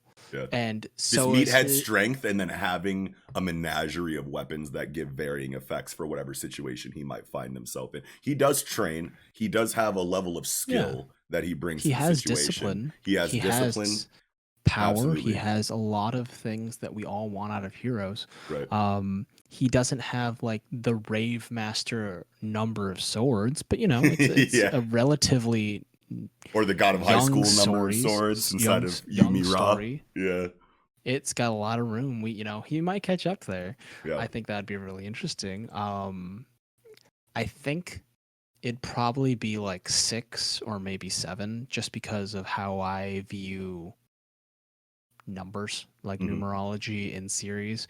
Plus, like, you know, if you write down on a piece of paper 10 powers that you would want a specific character to have, it's hard. Yeah. The first 5 are easy, and then the last 8 are hard. Like the last few are hard. Yeah. Yeah. So, you know, 6 is a really nice number for that. Yeah, that's good. I love Finral. I think this is Finral in the beginning, in the first page when he's like, so he went up ahead on his own, good grief. I think this is because he gave him the portal to bounce through to reach the destination that he was trying to go to. But I think it's cool how it doesn't show Finral's like whole face. I don't know if that's because of, you know, the dimensions that they were able to work with, or because that was like an artistic thing that Tabata wanted. Personally, I think that this says Finral is going to be showing up at the next moment of, you know, down on luck, chips down kind of moment. We'll see, you know, kind of, at least that's what this first panel with just showing like from the nose down, that is just like, and I don't want to say ominous, but it's just like, it feels like there's more to it. It's a touch of foreshadowing. He's not the focus of it, Yeah. but like he's still on the scene. He's making comment on it. He's probably going to show up and like use his spatial magic to like swap positions of the twins after one of them is like, I've held him down and I'll stab him, and just swaps places with him. Oh, And so shit. and then Asta is like there, and then the devil like stabs its brother or sister. So I'm imagining he's going to do something like that, or like get other backup where he picks up Jack or gets knocked out of the way, that kind of thing. But like, I don't think he's going to be discounted in this series. I think because he's one of the few mages that's still standing throughout this entire thing. Like, I mean, he's got the best positioning, you know what I mean? Like, he doesn't have any real damage in his magic. He's like a tried and true support type. So as far as, you know, battleground positioning goes, it's probably ingrained in his fighting style to stay at a safe distance from danger. He's a pure utilitarian. Like, his combat is aiding others. The thing I have to say about this chapter is that I really appreciate all the spreads. There are like 2 back-to-back spreads. There's 3 back-to-back spreads. Oh wait, no. There's 2 back-to-back. My bad. It feels like 2 back-to-back spreads, and then it's just really heavy. I really like it. And the airy, I liked the contrast of like the really airiness of the 2 twins. And how they were kind of like ephemeral and hiding within the elements and shifting and fluid and kind of like not really there. And then after he uses Demon Destroyer, it makes their forms really harshly defined. Right? It negates it takes the away fire all of that ice AoE stuff that they had. Then you just see them. That's tight. Because like the reason they were winning was because they're causing all this environmental AoE damage. Environmental attacks, and then using their magic to teleport within their favored element. And because they're demons, because they're creatures of magic, it's fluid. It feels natural to them. And I like how Demon Destroyer has been used as a form of crowd control and has stripped them of their ability to blink and phase out of the way of harm. Because they don't have that environmental buff that kind of gives them that, you know, environmental advantage that they can, you know, travel and swim through, similar to I don't know. He wiped the board. There's no attack for them to surf. And I really liked it. I was like, you know what? That's a really nice tactical advantage. I liked the intro, like the zoom in on page 6 of Nama and Lilith. I like that they're named this time. So we got the names. The cruelty of their faces. That adds like the getting the names for them. I feel like does a lot, not a lot, but it does more for their characters, at least in my eyes, than I had before. I don't know what the names do, but just knowing that they have names just adds depth that wasn't there. It's character. It's literally character, and especially with like the myths of deaths, demons, and devils, knowing one's name gives you a little bit of power over it. And I like that Liba recognizes them. That's the whole thing, because I didn't give a fuck about these devils, you know, at all. Like, and I've been talking about it in our reviews. You know what I mean? They're literally just physical, magical obstacles, fire and ice twins. That never really like that, and I know that they aren't really meant to, you know, be humanized or for us to have any kind of reason to care about them up until this point. But at least for me personally, seeing their names and seeing that Libe, you know, recognizes them. If you're going to introduce threats like these that are all just destroy everything, kill, no personality, kill, destroy, burn, freeze, you know what I mean? If you're going to have things like that be an obstacle, you know what I mean? Then a great way to add depth is to give them history with a character. You know what I mean? And obviously it makes sense that Libe knows them, and you probably could have assumed that he did. I didn't. So this is a cool surprise for me, you know, to see this recognition. from Libe, and just without any further exposition or flashback or anything, I just care more about these devils as characters because I know that history is there, whether we have the explanation of it or not. You know what I mean? So Oh yeah. Like with dealing with the Spade Kingdom, they're like all of these devils are suddenly enhancing these specific mages, and where do they come from? What are their names? There's nothing that we knew about them. But with the introduction of Noct and Liba knowing Nama and Lilith, that sort of fleshes that out. Like that's unknown territory suddenly being illuminated right. and given more physical distinction as opposed to more of like the nebulous fear of the unknown that we've been having of Yeah. these devils. Mm-hmm. It makes it a little like bit more personal. It the name, and like I said, names are very important when it comes to stories. Like Kakashi means scarecrow. He looked like one. Yeah. I thought that was very fitting. Yes, sir. But like Liba and Noct, they're both German. Like Liba literally means love. Yeah, I think I remember. Like his name means love, and he is motivated by love, turned into hatred, but like still motivated. Lilith is the first woman, and Nama is like a 6th generation descendant of Cain from the Bible. And so more of this Judeo-Christian lore in because Jump. It's available. Yeah. It's available. Especially in Black Clover, the whole Kabbalah, right? That giant, Sephiroth tablet thing. That borrows Hebrew, Judaic myth and symbolism. And so I like the kind of idea that they are keeping with the names of devils and demons kind of being on a sort of a theme with the Nama and Lilith. I love that. Part of me doesn't get it because like these are twins, like they seem to be equals in age and power. Sure. Yeah. But like Lilith is prior to Eve, who is the parent of, and like Adam and Eve are the parents of Cain, Abel, and Seth. Right. So it's kind of. I knew Cain and Abel. I didn't know Seth was involved there. I thought Seth was like Egyptian or some shit. But I'm sure that there's tons of overlap inside of these faiths. Yeah. You know what I mean? So I just never heard of.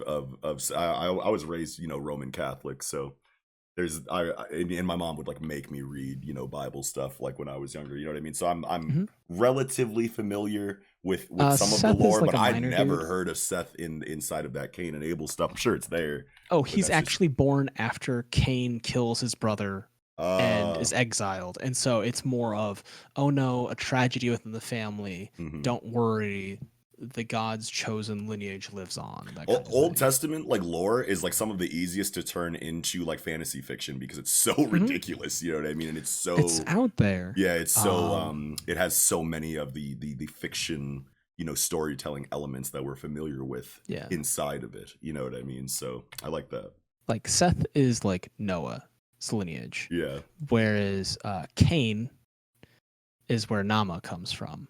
And a couple others, really cool, which I think is really interesting because like Cain was the evil descendant. But the Lilith being a name thing, Lilith was a really interesting one, just because it's such a iconic evil name.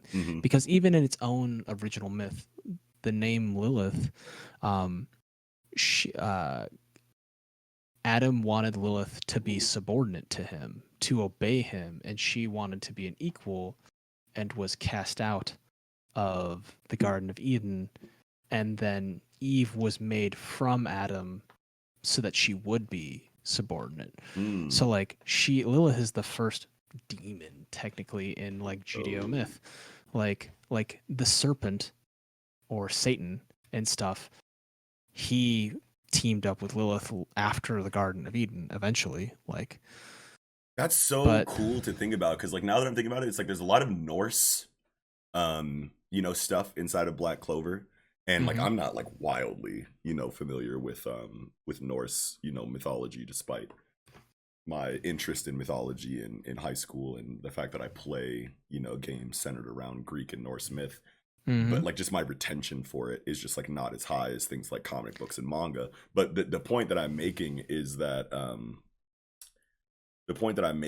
there's so much Norse, stuff going on inside of Black Clover, that whenever there's, Christian or Buddhist overlap, inside of it, it's hard for me personally to notice, because I'm just thinking so Norse about it. You know what I mean? Whether I understand the references that I think I'm seeing or not, that's just the atmosphere that I You're familiarize seeing myself it with. through the lens of like the Exactly. stuff that you've consumed. Yeah, But then yeah. with you here, you know what I mean? Like, you look into, naming conventions inside of fiction and, things like that a lot more than we do. You know what I mean? So I'm glad once again to have you here for this conversation, because I feel like this week in Jump is filled with names, It that really mean is. a lot, to certain cultures. You know what I mean? So I just, it's great to have you here for this one-on-one Thank for this you. week specifically. I mean, it'd be great to have you here regardless, but I mean, like, right now, like, this is just a dynamic that I feel like we don't have very often on the show. You know what I Yeah. mean? So Let's see, because like a lot of characters have been introduced. mhm, Like a ton of new characters have been introduced recently in the Black mhm. Clover universe, with all the devils that serve Noct and all them, which is interesting because I love these kind of like characterization of devils. I want to see more of those dudes, Yeah, and I want to see if some of them have died, yeah, like if those minor devils have died in the yeah. thing, Another thing that I want, just to cut you off real quick here. yeah, Another no thing worries. that I want to think about, or that I don't really think about, is, are there a lot of devils, like specifically devils in like Norse lore, Greek lore? You know what I mean? Like, it's inside of their mythologies. I feel like there might be other names for a similar kind of situation inside of the lore, but like devils specifically, in the way that they're kind of being talked about, is a very, Judaic thing. I feel It like is really is. but It's which centered contrasts, mostly in that. yeah, which contrasts with like verbal, at least inside of the writing of Black Clover, the lore that we've gotten and the names and everything feel a lot more Greek and Norse by and large, and then you kind of like throw the Judaic like devil aspect on top of it, and I'm wondering if this is like a blend that's done on purpose, or if there is legitimate like devil overlap lore inside of Norse and Greek mythology. That's just the question that I kind of had there, because I don't remember them talking about devils, the actual word devil, in like No, any in Greek or my Norse myth mind, that I've it seen. Yeah, doesn't. yeah, Norse and Greek mythology, actually, their pantheons are like really personable, right? Like mm-hmm, they're very flawed in their right, ways.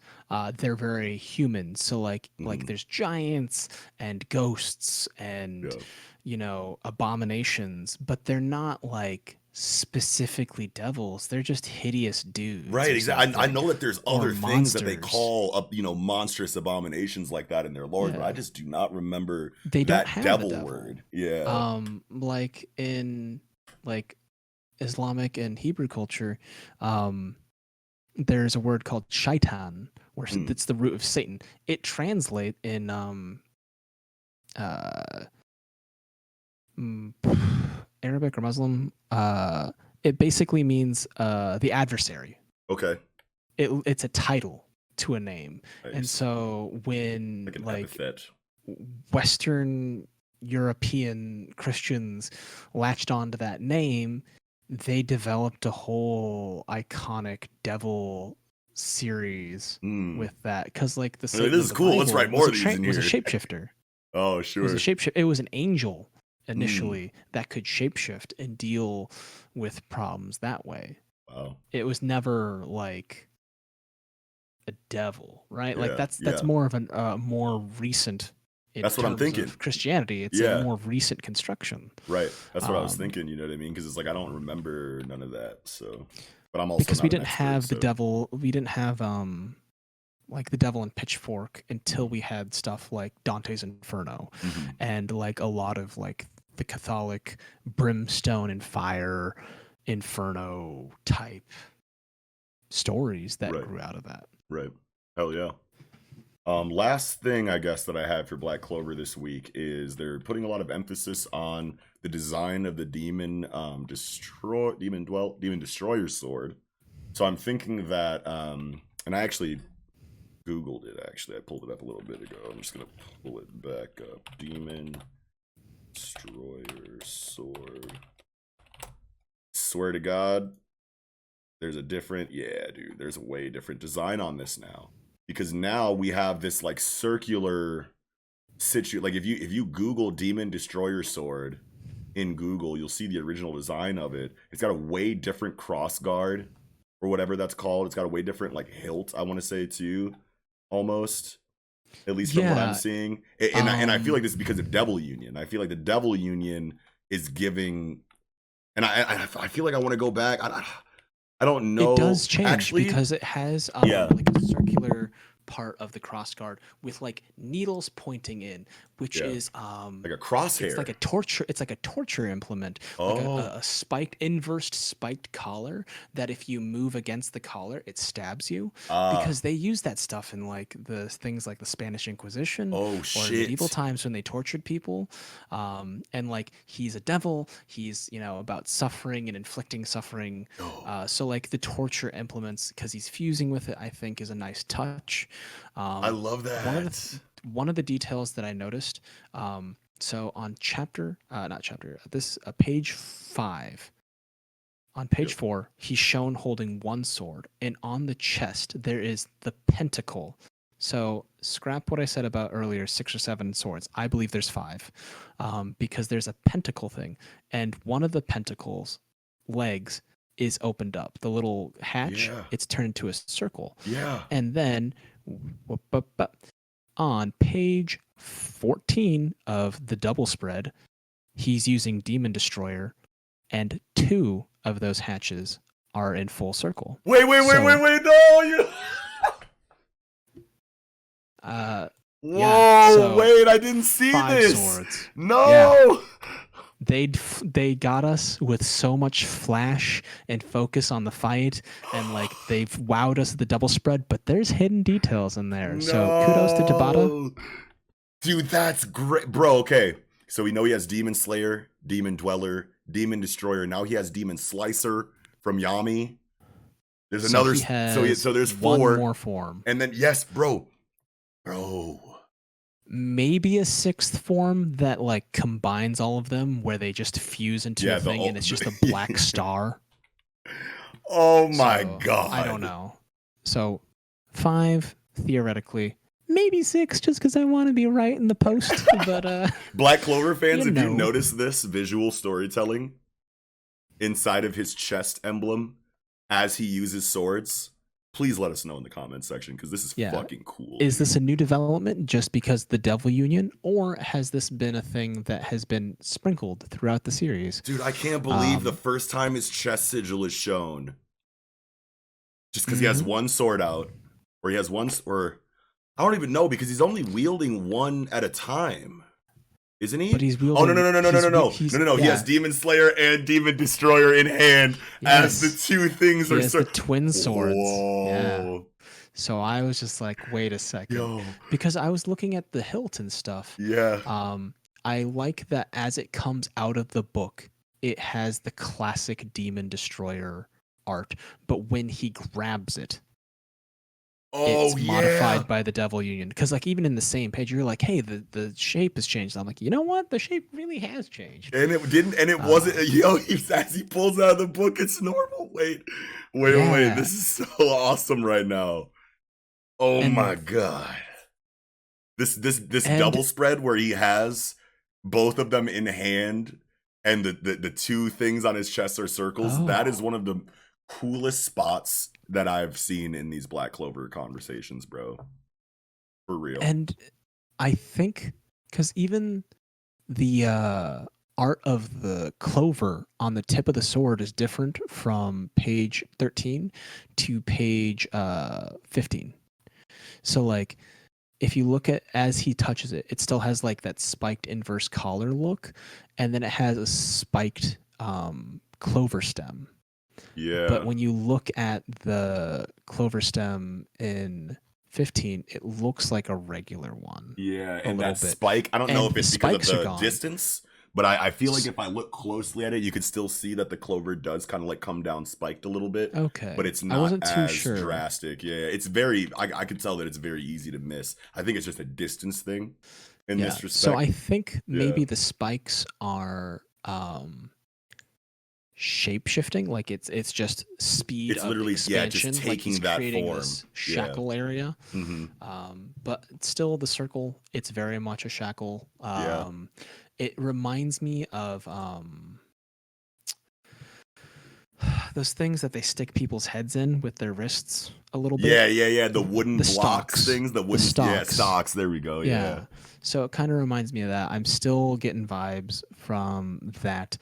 I like the contrast of on 15 where the devils are finally affected by the thing and there's Yes. no extra detail and they're shown so clearly. Yeah, they're just so naked, is what it feels like. You know what I mean? Kind of like going back into what you were saying about how it's this crowd control effect where the Demon Destroyer sword is coming out and clearing all of that environmental influence that the Mhm. devils have and just reducing them to their raw states. You know what I mean? Where you can clearly see exactly what their shapes are. And I feel like this is a very amazing creative choice by Tabata to show the scene in this very blank panel where there's no detail in the background. There's literally no background at all. It's just stark whites and blacks with very little shading pretty much everywhere else. It just feels very clean, naked, and pure, which is exactly the effect that Tabata was going for there. And I think that They it shows seem the very vulnerable. yeah, exactly. They seem very Naked. vulnerable. This was the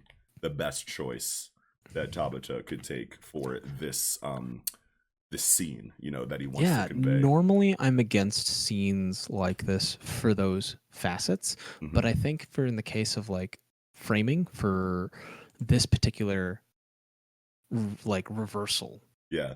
very fitting. I think this is a sign because like I know some people on Twitter are gonna hate me, but like I have a lot of gripes occasionally with Black Clover. I just have different tastes. Oh yeah. Oh It's a good dude. It's series. It's a Project great Manga, bro. series. Yeah, it's a great It's a series. great We've been here series. since the beginning of it, but like we have our issues with it and we're But very the verbal things and that vocal about I them find here. really satisfying isn't Mhm. always found in that. And I think this is a really great sign of growth Yeah. from Tabata because I feel like he has grown a lot just from the Spade Kingdom arc alone.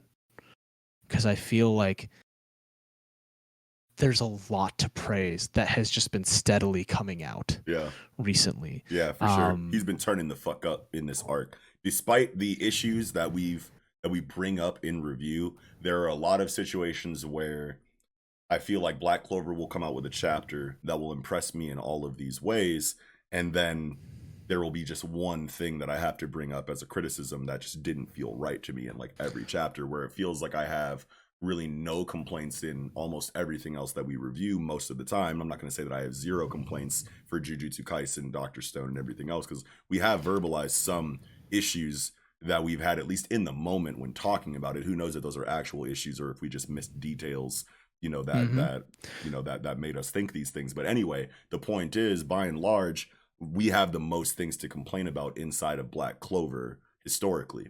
You know what I mean? But that doesn't mean that we don't enjoy this series. And that could mean that we just don't understand it to the degree that we should. Do we care enough to go back through it another time and find that understanding? Me personally, not really. And that's not a fault of Tabata or Black Clover inherently. No. That's just a personal thing. You know what I mean? But either way, you know what I'm saying? We fuck with Black Clover, you know? So I think it's shown a lot of growth because, like, yeah. when they're dealing with the giant twin, right? Like the twin ogres, when they're dealing with the Godzilla ogres, Right. and the fights were super clustered and chaotic, and it was hard to really decipher. Page 10 and 11, the double spread for that, even though it's all chaotic Mhm. and there's like almost a Where's Waldo-esque effect Yeah. of like the twins hiding within their own environmental magics. Right. It's so clear. It's so Yeah. crisp. It's framed really well. I love how they angled the eyes Yes. to kind of frame and bookend the entire series, like the entire double spread at the top, and then having Asta slowly make like a cut, and as you follow Asta through the double spread, he is doing like you follow him in the same trajectory as the blow he's landing. This Right. is huge Yes, it is. compared to like the previous ogre fight. Like We I had a think like lot any to complaints I say. had about the ogre fight Yeah. are completely blown away in this moment where it's Right. just like this is growth. Yeah. And I'm Absolutely. really happy to see it. Yeah, we had a lot to say about the ogre demon, double spreads when that chapter came out. Mhm. And like Tabata's never had an issue in that area. As far as choreography goes, just despite how you feel about strategic depth in Black Clover fights compared to, other, fight or action inside of Jump or whatever, you know what I mean? The one thing that you can say is that Tabata knows how to draw action. You know what I mean? And it's very aesthetically pleasing in like every area as far as shading goes, contrast, anatomy, you know what I mean? Positioning, angles, I think his all of use the of shit his is very texture has dynamic. increased just Yeah. because of how many AoE magic battles and tech things Mhm. like the blood magic that the Dark Triad used. Like Yeah. he's experienced with so many different textures right now, and I think Yes. that's a lot. Another thing that's in. very impressive from Tabata is that he understands that this is a very elemental energy system. You know what I mean? So when you have these huge AoEs that belong to so many different elemental or just magic based affinities, mercury magic, blood magic, shadow magic, light magic, you have such a huge array of diverse magic that have their own distinct forms, colors, textures, and Tabata has all of that stuff down pat. I'm never confused really by what's happening inside of Black Clover action, no matter how big the AoEs get. But then you go over to something like My Hero Academia, and we've made complaints inside of our My Hero Academia reviews that Kohei, by and large throughout the series, he's getting a lot better, and we're seeing growth inside of Kohei in regard to his action illustration, because back in the day, there's a lot of fire and ice being used. There's a lot of wind. There's a lot of elemental situations inside of My Hero Academia, but it felt like Kohei didn't know how to let those panels breathe, and it was hard to really follow the action in early My Hero Academia. It's gotten a lot better since, but you could still tell that those are things that Kohei is maybe still struggling with, or maybe he just doesn't care because he thinks the anime will fill in the gaps, whatever. But like inside of Black Clover's manga, it's a very similar situation with how elemental the abilities are, but it's very readable in contrast, to My Hero Academia. And that's one thing that I always have to take my hat off to Tabata for. Very clear-cut special effects. Yes, exactly. Very clear-cut special effects, absolutely. And I like how he takes into account how they overlap. Like you said, the choreography is really good. You always know he always knows which way the blade is facing, Yes. where they're all standing. Like even if we're like a little confused about the layout of the thing, he has it planned. I feel like Tabata's like a very spatial thinker, because like he takes some like really aggressive angles for his paneling. He does. That you don't see in a lot of other series. That's true. So like the things that I find satisfying in other series doesn't mean that it's lacking at all. Right. And like with Kohei, with having distinct powers and stuff, that's just growing pains in any new series. For real though. Like the things that we've vocalized about Black Clover, the things we've vocalized about My Hero, those are just growing pains. Yeah, and these are both mangaka that had a failed book before their successful one. You know what I mean? So they have some skin in the game in regard to just tenure, I want to say, or just experience in the medium and in the craft, to the point where they've tried this once before inside of Hungry Joker for Tabata. I can't remember what the other story was for Kohei before My Hero Academia. It was something about a zoo or something. Yeah, Hero Star or something. Yeah, some kind of crazy zoo story. I don't know what it was. It was something like that. You know what I mean? So they have experience, on the more negative side of comic book publication inside of Japan. You know what I mean? So not only do they have just raw drawing and professional publication or manga publication experience, but they also have that they understand the ropes of the industry to a great deal. You know what I mean? So imagine the kind of conversations that they've had with higher ups, with idols, with other mangaka that have read their work They're and told them, editors. what they could do to improve on it. We don't have any idea what kind of conversations those are, how often they happen, but we can assume that it's all the time. You know what I mean? Comfortably. You know what I mean? So Constant. we're probably constantly seeing growth inside of these mangaka in ways Mhm. that are harder to notice because they're maybe more subtle, because it's more about skill application than it is about drastic differences in art style. You know what I mean? But at the end of the day, you're right. We do see these mangaka improving. They are not at 100% at the start of their publication of their series. You know what I mean? They grow just like we do throughout the story. Mhm. You know what I mean? So, Everything we've seen has been a draft of a draft of a draft of a draft. right. It's all progress. Like Oda's One Piece. Hmm. The art is so like if you take episode 1, Hmm. like a chapter 1, and like Hmm. this week's Wildly chapter, different. it's wildly Now, there are different. things inside of One Piece artistically that I feel like Oda is not doing anymore. We don't see, we don't see as big of double spreads, you know what I mean, that are one panel. You know what I mean? If we're getting double spreads inside of One Piece, he's still trying to fit as much information and character work as he can inside of double spreads, while the double spread is trying to focus on action. You know what I mean? Like, these are just things that you can assume is because he's trying to get finished with his story, and there's a lot more going on, story wise and character wise, that you need to fit so much more on a spread than back in pre-time skip era. You know what I mean? Because But there's still, only so much to present. right. Like I just love how they're evolving, and Mhm. I think this has been a great example of like Black Clover's sort of evolution as a series Yes. ongoing. Yeah. And the last thing that I kind of want to say about the chapter, I know that I kind of brought it up a little bit earlier in the review, for Black Clover fans to let us know if you noticed this visual cue that Tabata put on the chest sigil of Asta as he's wielding these weapons.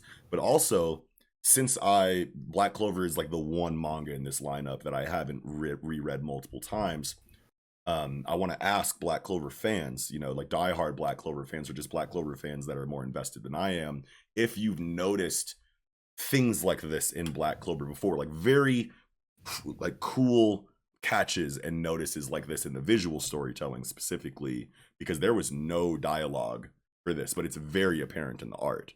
You know what I mean? So are there other examples of things like this in Black Clover that I missed or I don't remember or whatever?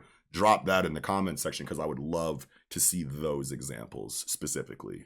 Yeah, we want to hear from the horse's mouth. Are there any Yeah. other Easter eggs that we've been missing? Yes. Because we don't want to be lacking. Right. Exactly. But I think that is all that I had for Black Clover this week. Did you have anything else that you wanted to comment on, Mello? This was a swift, action-packed chapter. Not too much more to comment on. Yeah, but I think we got a really big conversation out of such a straightforward, chapter like this. That was really all action. So appreciate your knowledge and what you bring to the table in that regard during this segment. Thank for you. Sure. Absolutely. Okay. Piece de Resistance, One Piece Wa, chapter 1009. What is the title of this chapter? Naraku. Yo, this chapter, son, has so much. This chapter has so much, man. Like, there's literally, this is one of like the biggest discussions for One Piece that we're ever gonna have with only 2 people here. Like, for real, like, this is, there's a lot of meat here. Yeah, this is a chapter that deserves like a full 4-person panel, but we've been killing the game all night, so I feel like we'll be just fine for One Piece too, with just me and you. But wow, man, so Orochi instantly runs into the scabbards, bro. Oh man, I love that. Oda could have dragged that way out, but he was like, nope, instant confrontation with Orochi and the scabbards right now. Love that. I think it was needed. Yeah, I think it was really needed. I have to comment. The cover for the beginning. Oh yeah, let's go back. Oh my god, I'm so sorry. We got to go back to this color. We got to go back to this color spread. Sorry guys, you know how we get down here. That was I kind of slipped up there. But yes, this color spread. Have to talk about it. It's amazing. Love it. I love the Iron Kettle Tanuki. It's super cute because it's a nice little reference to like the earlier chapter where he's like, "I'm not a Tanuki." they kind of look similar. That's right. And maybe this is an artistic thing in regard to the Tanuki chapters with Chopper and his iron indomitable will is now being personified in this iron Tanuki pot. Maybe, I don't know, maybe I'm reaching there. Teapot. But it sounds good to me right now. I really like the little bits on their coats. Like, I like that Luffy's literally just says sail away from safe harbor. It really kind of follows his philosophy. Yes. And then you have 3 swords on Zoro's coat. Yeah, you heavy and mountain on Jinbei. Yep. 32 I will cook for Sanji. Yes. Frankie's the funniest because his literally says hentai on the sleeve. Oh, I didn't even notice that. I was so focused on the that's why cyborg. I had to stop you. I was like, man, we have to like at least mention this. Yes, wow. And then it says skeleton on Brooke's hood. Yeah, it's a really good one. Uncharted waters, maybe Uncharted waters. Because like there's a lot of Nami. Yeah, there's a lot of stilted English that goes into a lot of like Japanese fashion. Right. You see like random combinations of English words, that like don't make sense. I have a sweater that literally says Vincent Massif, and then it has like a Wikipedia article about an aircraft carrier. It has no bearing on anything. That episode of South Park where it's like anime and they have that like anime opening and it's like, let's fighting love. Yeah. Yes, bro. It's really interesting. The only ones that don't have writing on their stuff Robin is Chopper and Robin. And Usopp doesn't really, I mean, Usopp I think has, I can't really see anything that can be made out on Usopp, but yeah, they don't have any specific writing on their shit.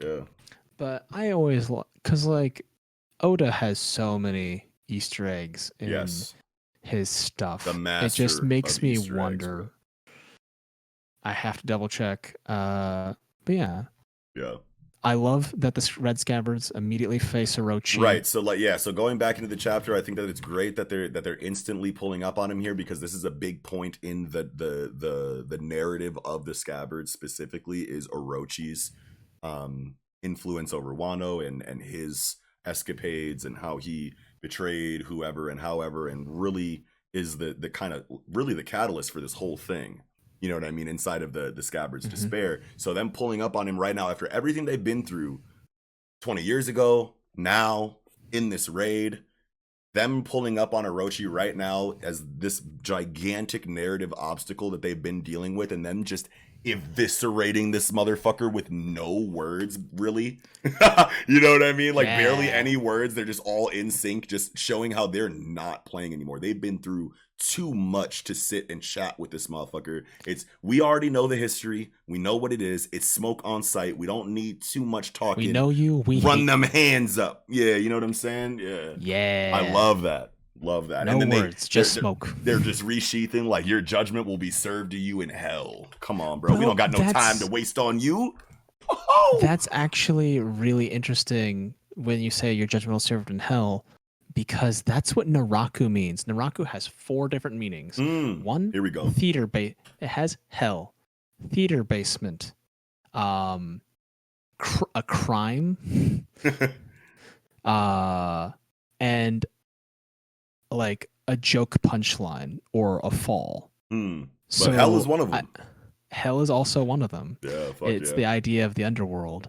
So I really like that this arc has been kind of like culminating to this point, and I like the naming convention of the chapter itself because like the whole Super Japan arc of Wano feels like a lot of like kabuki art. So the idea of it being a theater basement, all these like the courtesans all playing these various roles, and then you all have these Kanjuro's plot line and his whole character. Yeah. Wow. Like even the spies, they're all acting a role. Yes. All these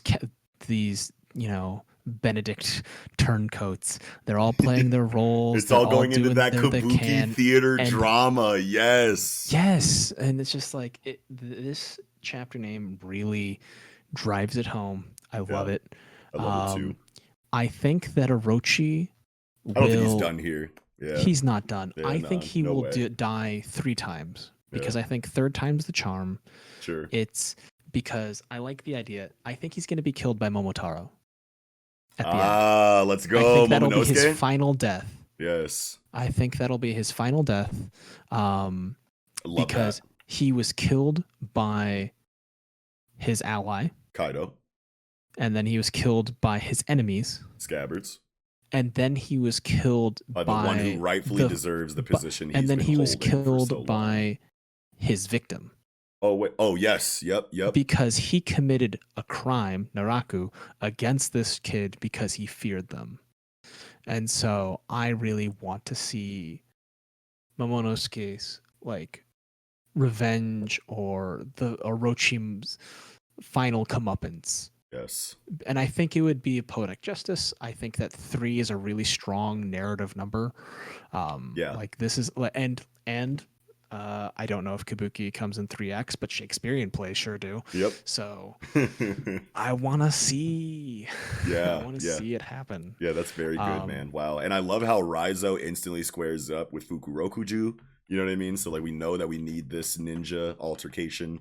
Otherwise, the fuck was Raizo even doing here? So this is good. I love how Oda is breaking this down in ways that are very satisfying, but also knows how to shift the tide in one direction or another to play into the stakes that he's been laying out throughout this arc. It's very even though it feels very chaotic, it's crazy how controlled, you know, and yeah, there's a very much so a method to the madness, you know what I mean? So gotta take your hats off to Oda for shit like that. I like the overall theme of loyalty throughout the entire Wano arc.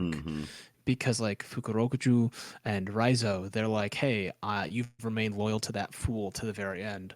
And Orochi got to where he was by not being loyal. Yes. And he got deposed, and he's in the situation he's in now because the Scabbards are loyal, but Kaido was not loyal. And I just love that it's just re-emphasized that loyalty will prosper. I think I feel like it's a One Piece series, but also One Piece can be really dark. So like, it's not guaranteed. Absolutely. But I think that's loyalty is the crucial struggle when it comes to because Luffy tends to fight for the heart of a country. Right. And I think at Wano's heart, in Super Japan's heart, loyalty is the core. Absolutely, dude. That was really well said. And I think that you're spot on with that notion, bro. And I love how after we get, you know, obviously it ends on a cliffhanger inside of the Scabbards with Raizo versus Fukurokuju, but it does feel very satisfyingly complete inside of the Orochi situation. So we know that we have to come back to this situation because it ended on a cliffhanger, but it leans perfectly back into the rooftop situation. You know what I mean? Because Oda is very good at knowing who to focus on and when. He segues incredibly. There aren't very many moments in One Piece, and this is partly because Oda is just such a good writer that literally anything that's happening is interesting enough to where I'm cool if an entire chapter is focused on it. But also the characters involved are all so amazing, especially inside the ones that we've known the whole series, that it could literally deviate to any scene and feel great. But Oda knows what the most important scenes are to focus on at any given time. So you never really have to worry that he's making an awkward decision to cut to any moment of conflict at any time. It always feels so right and so natural when we focus on anybody at any given time, especially when you look at the two situations focused on in this chapter. You have continuation of Scabbard revenge leading right back into the rooftop scene. If we went from Scabbard revenge into Nami versus and Usopp versus Ulti, or, you know, Frankie, you know, or whatever, it would be fine. But this just feels like the best choice as far as two plot lines to focus on for this chapter. You know what I mean? I think that like the way it's segued and edited is that these two are brought up to be equally pivotal moments Yes.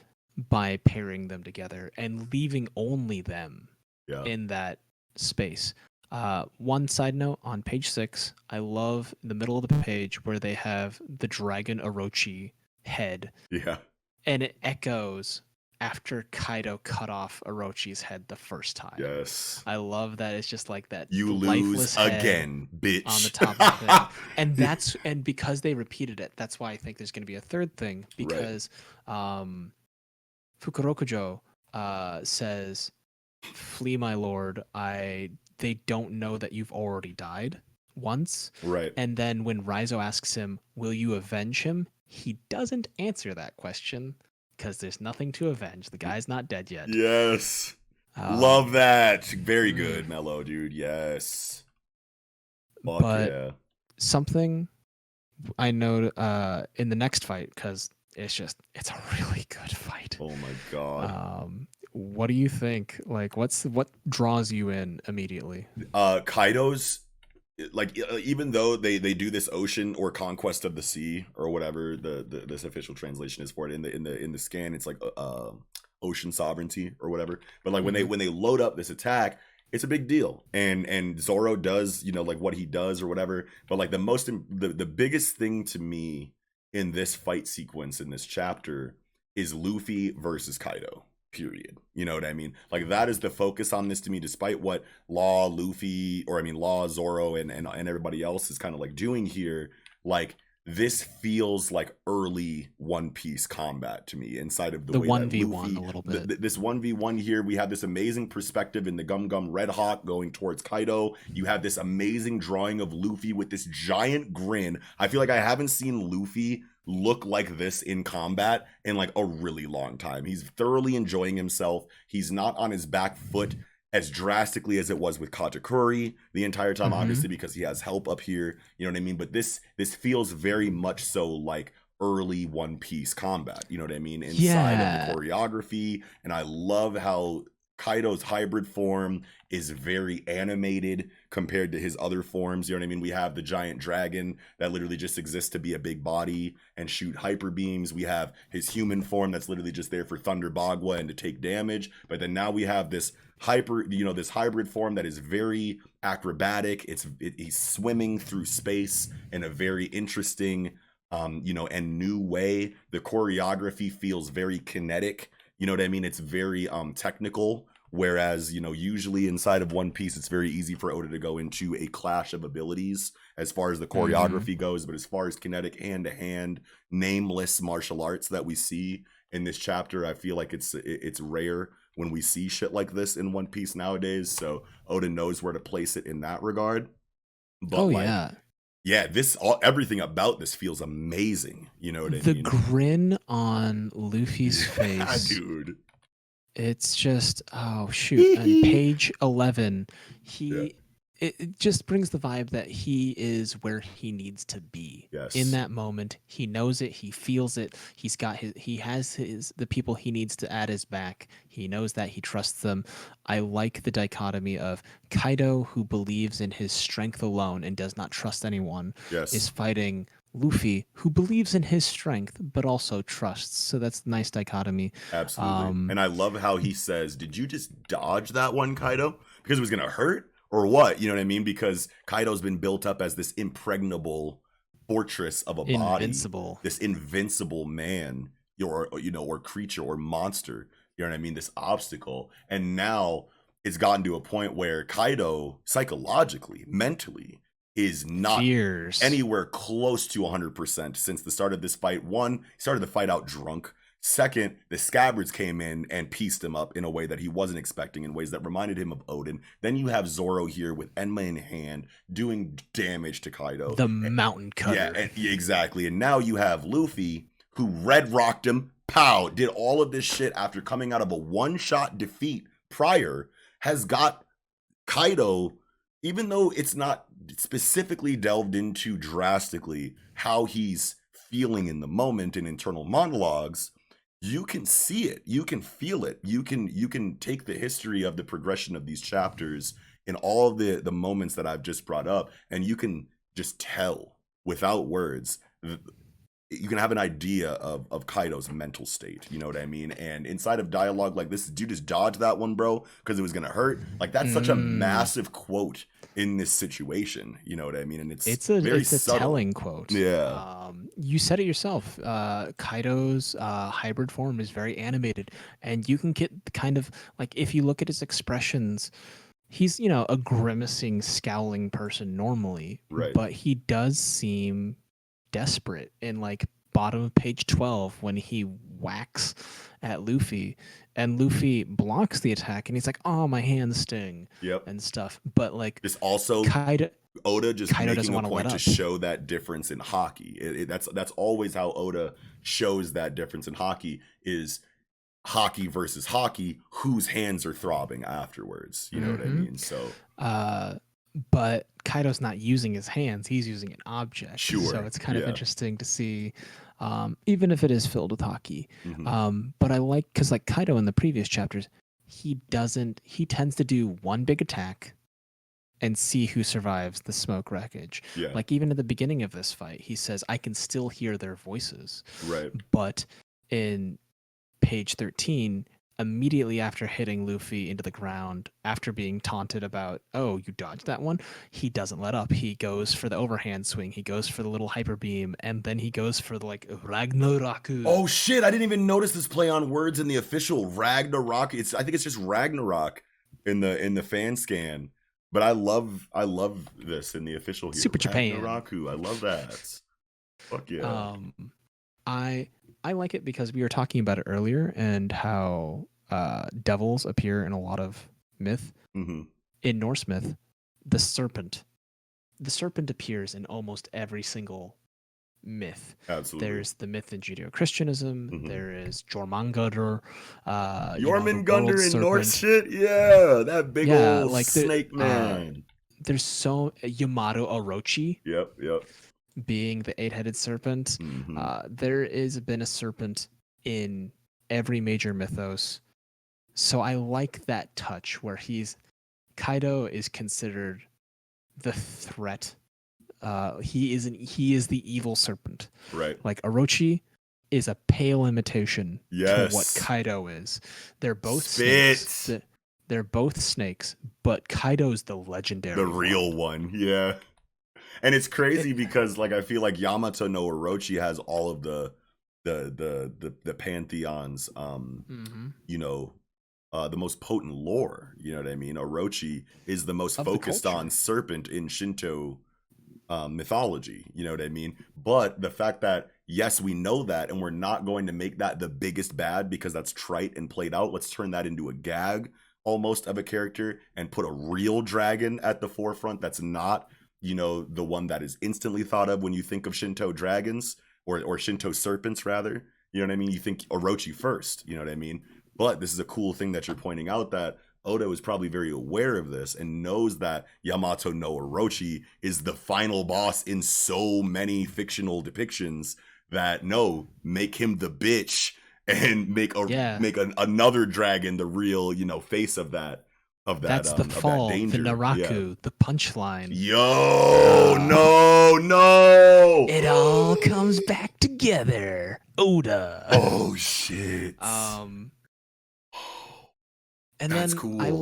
I like how they kind of split up the fights in this area, because it's Luffy versus Kaido, but Big Mom and her crew of like elemental minions versus Luffy's crew, or at least the survivors of the raid crew.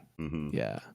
And I like that it's like team battle versus team battle, right? Solo battle versus solo battle. Yes. Everyone has their role. Yes. Everyone has their role. This is a big thing, because inside of One Piece, I feel like, especially inside of the power scaling community, it's very easy, from what I've experienced, and I'm not really in that community to that degree, but what I've experienced, you know, kind of as far as what the outlooks feel like to me when it comes to power scaling, is 10,000 attack beats 5,000 attack no matter what, you know what I mean? And One Piece is a very is very much so about matchups. You have very quirky abilities. You have very unique to the person abilities. These fights could never truly exist for the entire series as a massive clash of numbers. You know what I mean? Like it's Yeah. all, and we see that strategic depth a lot inside of the last couple pages of this fight when you see after the Ragnaroku, you know what I mean? Zoro is coming back after blocking the ocean sovereignty. We know that he's on thin ice right now, and we see that kid loads up the box, of metal, you know what I mean? And Big Mom's like, what the fuck is that about? You know what I mean? And everyone's like, yo, it's time. Our strategy is beating this massive defense and offense wall inside of these Yonko because we just have, a great combination of abilities that don't really have too much to do with raw damage, but pacification. You know what I mean? It doesn't have to be Red Rock Grizzly Magnum finish. This separation of Big Mom from this fight is as satisfying as it needs to be because of the strategic application of the events. It doesn't need to be a grandiose, we fly at each other with our final attack, Big Mom loses, 10,001 attack beats 10,000 attack. It doesn't have to be like that. Big Mom was completely separated from this situation without taking any damage to her person. And that is consistent with the storytelling because it's like we know what it takes to damage Big Mom. And we know that there was a huge grandiose plot centered around Gang Beige in Whole Cake Island to even allow them to deal any damage to her. So what? They're just going to be able to deal damage to her now just because they wanted enough? No. Take her off the map in a way that makes sense based on how you built her up historically. You know what I mean? Circumvent her tools. Right, exactly. Remove her from the board. Exactly. You know what I mean? You don't have the damage to deal with this. So what are you going to do? And this is another great point because we have Ryuo. This is the way to get through this defense. You know what I mean? Ryuo attacks past that initial layer of defense and you can attack internally. That is literally the hard counter that Oda has set up in this arc for characters like Kaido and Big Mom. But even though that plot point is there, Oda still wrote an unexpected victory inside of or a seemingly unexpected victory, quote unquote, inside of Big Mom that didn't utilize that hard counter that we thought Oda was building up. It's just decision making like that. Yeah. It's just Oda's so different, bro. Like imagine this altercation in like really like any other manga going on right now, especially having that Ryuo trump card built up so long. You'd think that's how they're dealing with these guys, but no. He took another route when there was such an obvious one there. They're not bringing Rio up there. They're bringing Big Mom to Rio. Yeah. And I like that. Oda does really well in the fact that in any story, like if I'm running a game, if I have too many NPCs, I just get bogged down. If there's too many characters, you just get bogged down. It's hard to do that. Like power scaling is hard to balance when there's so many people. But this is done really masterfully. Like during the whole war arc, he's managed to partition through the chaos of this raid. He's been able to partition all these clusters of NPCs and give them their own stages. Yes. And that way he can cycle through the segues. Absolutely. Segue from them and kind of weave his pattern. And I think that's very masterfully done. It's a very conscious writer, and he's very and it makes sense that the creator of this IP would understand it better than anyone else. But you have so many diehard One Piece fans that fine-tooth comb this series constantly. You know what I mean? And for this legion of theorists and analysts to not be able to guess the next leg of the adventure very often inside of a story that's this critically analyzed is very impressive. You know what I mean? Especially in a shonen series, which is typified for its formula. Right. And there's so many moments in this chapter that play into the point that we're kind of making right now. Like, okay, Zoro jumps in front of the ocean sovereignty. This is a gigantic situation for Zoro, especially inside of like the power scaling debate community. Is if you've noticed on Twitter, you'll see a lot of people This is a very controversial moment. It makes sense to me because I mean, like, Zoro's the fucking tank, dude. He's always been the tank. If anyone's going to jump in front of an attack like this that's present on this roof right now, it's probably going to be fucking Zoro. Should he live through it? No, but he doesn't have to because Room switched him out. He stifled the attack, which is great for him. It says a lot about the growth we've seen from him since post time skip that Oda has kind of been reserving for a moment like this. You know, like Zoro hasn't really had to struggle in the new world until Wano. You know what I mean? Yeah. And he was out of the story for a lot of it because of the Whole Cake Island party party division. But like, and after Zoe and shit, but like now that we're back together, Oda's finally like, okay, this is what Zoro did. But it's not just overwhelming sweet victories. You know what I mean? He did what he did against Hody and Fishman Island because it was time to show the growth of their training against really pitiful enemies, you know, comparatively, you know what I mean? To show now we're in a new section of the world that's hailed as this very dangerous area. This is the first boss of it, and our main group just swept them. That was amazing for that. Then you have Punk Hazard, and it's not really as much about physical, you know, altercations as it is winning. About as it is about, you know, like it was a lot more plot driven, story driven situation than it was about characters and fights. Then you go into Dressrosa, and that is a lot more about fights, but look at Zoro's enemy inside of Dressrosa. It wasn't a real one-on-one. It was a puzzle. it was literally a puzzle for 90% until he found the core, and then he sliced through it with like little to no effort. You know what I mean? So now that we're here inside of this samurai land, a lot of people think that it's weird that Zoro is doing this right here, but it's like this is going to be one of the first times we've ever seen him, you know, really put his all into something. This feels fine, and he didn't even eat it. He almost fucking died. You know what I mean? So like that's great for it. The situation feels amazing. Zoro should live through the damage that he did take from this, and he only blocked it for a second and still is crippled on the fucking ground. So it's like, you know, it's not that crazy what he did. You know what I mean? And even though he's back up and ready to fight really soon after that, Oda still gives us that last panel on the last page of Zoro succumbing to a lot of that damage that he probably ignored because of adrenaline or endorphins or whatever. A shock, you know, like whatever. You know what I mean? But he's still, Oda made a point to show he's not okay. He's hurting. Yeah, you know what I mean? So all of these things just feel so good in this chapter despite so much hectic, crazy power scaling shit going on. One more thing I want to say about Zoro, because I just passed it on this page. Page 16, crossing the six paths. This is the technique that I was waiting to see again ever since I saw it for the first time. I think the first time we see this technique is against Tsurume, the Kraken, when after they get their ship coated by Rayleigh and they go down to Fishman Island, they run into the Kraken and all that other wildlife, and Sanji whips out the blue walk and hits him with the Diablo Jamble, grills the tentacle, and then Zoro comes up crossing the six paths.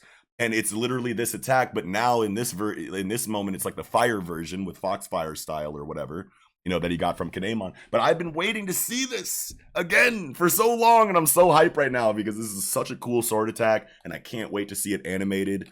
This scene in the anime, this fight, this moment, whatever this episode is gonna be internet breaking, bro. Oh man, I really like it because like I think that like Zoro should struggle in this time because he's like he found that Wano sword early on in the series, right, and it was a super deadly weapon. If that sword, and it's a special sword, but if those generalized tier swords exist in a country, those guys are going to be tough. Yeah. And he should have a hard time. I definitely agree that he is the tank. Early on in the series, he said, I take pride in not having scars on my back. I face all threats head on. Yeah. You know? Absolutely. He was always considered one of the toughest. I love that he's able to do like the flame rend and just like it's a matchup thing, but he's matching up against a specific aspect of Big Mom's toolkit. Yes. So I really like that. I love that Law and Kid were able to get rid of the cloudy boy. Yeah, they know their lane. They know their lane. Like exactly. They're not. These are all alpha males to a certain degree, but they They're all macho. understand their role in the bigger picture when it comes to this strategy. You know what I mean? Like Zoro could very easily be like, "Fuck Big Mom, I'm gonna try to cut her in half," but he hasn't directed any of his attacks at Big Mom directly. It's just I have he knows flame. he can't. Yeah, I have exactly. He knows his lane. I have Foxfire. Let me take out this giant sun. You know what I mean? There's so much pride on the table here, you know, but everyone knows that they can't be the shot caller. You know what I mean? Everyone knows that, and it's just cool to see that inside of the Supernovas right now, because this when they were first introduced together in Shabandi, it was to be expected. Everyone was All like, "Fuck ego. you, get away from me! Yeah, I'm gonna handle all of this by myself." Everyone wanted to be the alpha male supernova, you know, but They're now in this egotists, situation, yeah. they're And then understanding what their strengths and weaknesses are, and they're working together to supplement and complement them in a way that feels great and plays into their experience and skill and know-how of the sea and the world at this point. You know what I mean? I think that further contrasts how the Yonko of the older generation are egotists. Kaido and Big Mom, they're egotists. Their alliance is like the shakiest thing. Yeah. But because I'm surprised they haven't turned on each other yet, if I'm keeping it because stat. they're both egotists. The only reason they're not immediately backstabbing or coercing the other to do their bidding is they know that they're roughly equal. Right. But like the new generation, they're macho, they're egotistical, but they're not letting that control the Yes. results of their actions. Absolutely. And they're moving beyond themselves. Wow, very well said, bro. Something that someone said in the Project Manga Discord, they really liked how Kid's ability is like the punk fruit. Or yeah, like someone did say that. Yeah, I remember that. Yeah, steampunk. Yeah. I love that because like when he even uses punk pistols, he's literally launching harpoons. Right. That's pretty steampunk. Yeah, absolutely. Zeus's little prison seems like that. I'm thinking it's still magnetism. I want to say it's still magnetism, and there's just that flavor of steampunk in the naming conventions of the abilities because it makes sense. I don't think that because there's punk in all of the names of the. I like the idea, but I just personally don't think that the punk aspect of his named attacks go into what his devil fruit ability is. Like that's cool, but like it's so clearly magnetism, it's not even funny, and it's just steampunk style attacks inside of that magnetic. Because I think he's definitely naming it after punk. Yeah. Because he is a punk rocker. Like, look at him. Right. But I feel like we see punk, feel like we see punk in ability names like often in One Piece though. I feel like Kid isn't the only one that has punk in his Dr. Vegapunk. Dr. Vegapunk. The poison kite. You also have Diamond Jozu has an attack named Brilliant Punk. I'm pretty sure. Yeah. You see punk a lot in here. But punk seems to be a name of innovation. Or like a mechanical advancement or technological advancement. I feel like that's been a subtle theme going on. It's like the darker side of technology. So like inside of like cyberpunk, you know what I mean? It's like the darker version of regular sci-fi. Yeah, you know what I mean? You have and then you have steampunk, which is like we've been talking about. Absolutely. But I do agree with you on the magnetism thing. I definitely think it is. I think it's just Kid represents the One Piece punk philosophy. Absolutely. And that just happens to be expressed through a like kind of a steampunk themed aesthetic. Oh yeah. And I know Napoleon is a threat, but I just want to make a comment that I think that this panel of Killer literally just fighting Napoleon is just so funny that like Killer did some tight shit, you know what I mean? I'm not gonna, and he's not, you know, he's not a very verbal character anyway, you know what I mean? So the fact that he's kind of character. The fact that he's kind of just here, tink tink tink, you know, with Napoleon, you know, like it's funny to think, you know, it's funny to bring it up or whatever that he's just kind of like he's just a guy who's there while everybody else is like doing so much like other shit or whatever. He does kind of feel like the background character if there is one. But so subtle. Yeah. I really want to know what's underneath that mask. Yeah. Like what, like, is he actually like hiding something? Is he using haki? Is he using something that can actually hurt Napoleon? Like what is it that he's doing that sets him apart from the other characters, like the other supporting role characters? And I Right. really want to see what Killer is behind the mask. Like, I think it would be really interesting if he is one of like those referenced lineages, like the D or Ooh. another punk, right? Uh-oh. I don't know them all. Yeah. I'm not as super immersed Yeah. into. I'm not brined Yeah. into the whole One Piece mythos. Right. But I want to see what Killer is, because I feel Me like too, he's gonna dude. have something that's gonna be somehow relevant. Like, what if he's somehow related to Sanji or something? Oh shit. Shit like that. All right, Like who else I is could. blonde in One Piece? Let's link this. But yeah, no, I'm kind of thinking about that kind of stuff. Ah, Oh yeah. Dude, One Piece just makes you think of so much, you know what I mean? And it's hard, in one segment to talk about everything you want to talk about relating to One Piece, because that's just goes into how big the world of One Piece is that this is a very clear cut chapter, that is very much isolated and controlled inside of the chapter. It doesn't really reference too many things, in the overall landscape of One Piece or in the history of One Piece or anything like that. But One Piece is such a big story that even when you have such a clear cut and dry black and white chapter like this, anything can make you think of other relevant plot points that matter in conversation to the events that are happening. So it's like these conversations can literally be infinite every week. yeah, You know what I these mean? fights. This fight is nuanced and Mm-hmm. dynamic, and like, but we're still able to extrapolate that much, and Yes. it just really speaks to the longevity and the depth that One Piece has had. That's why there's so many analysts out there. They haven't run out of material, and I don't. It's yeah, it's really hard to. Yeah.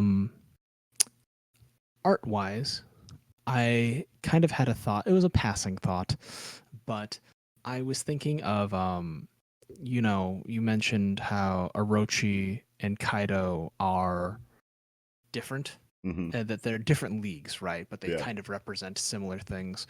Um, I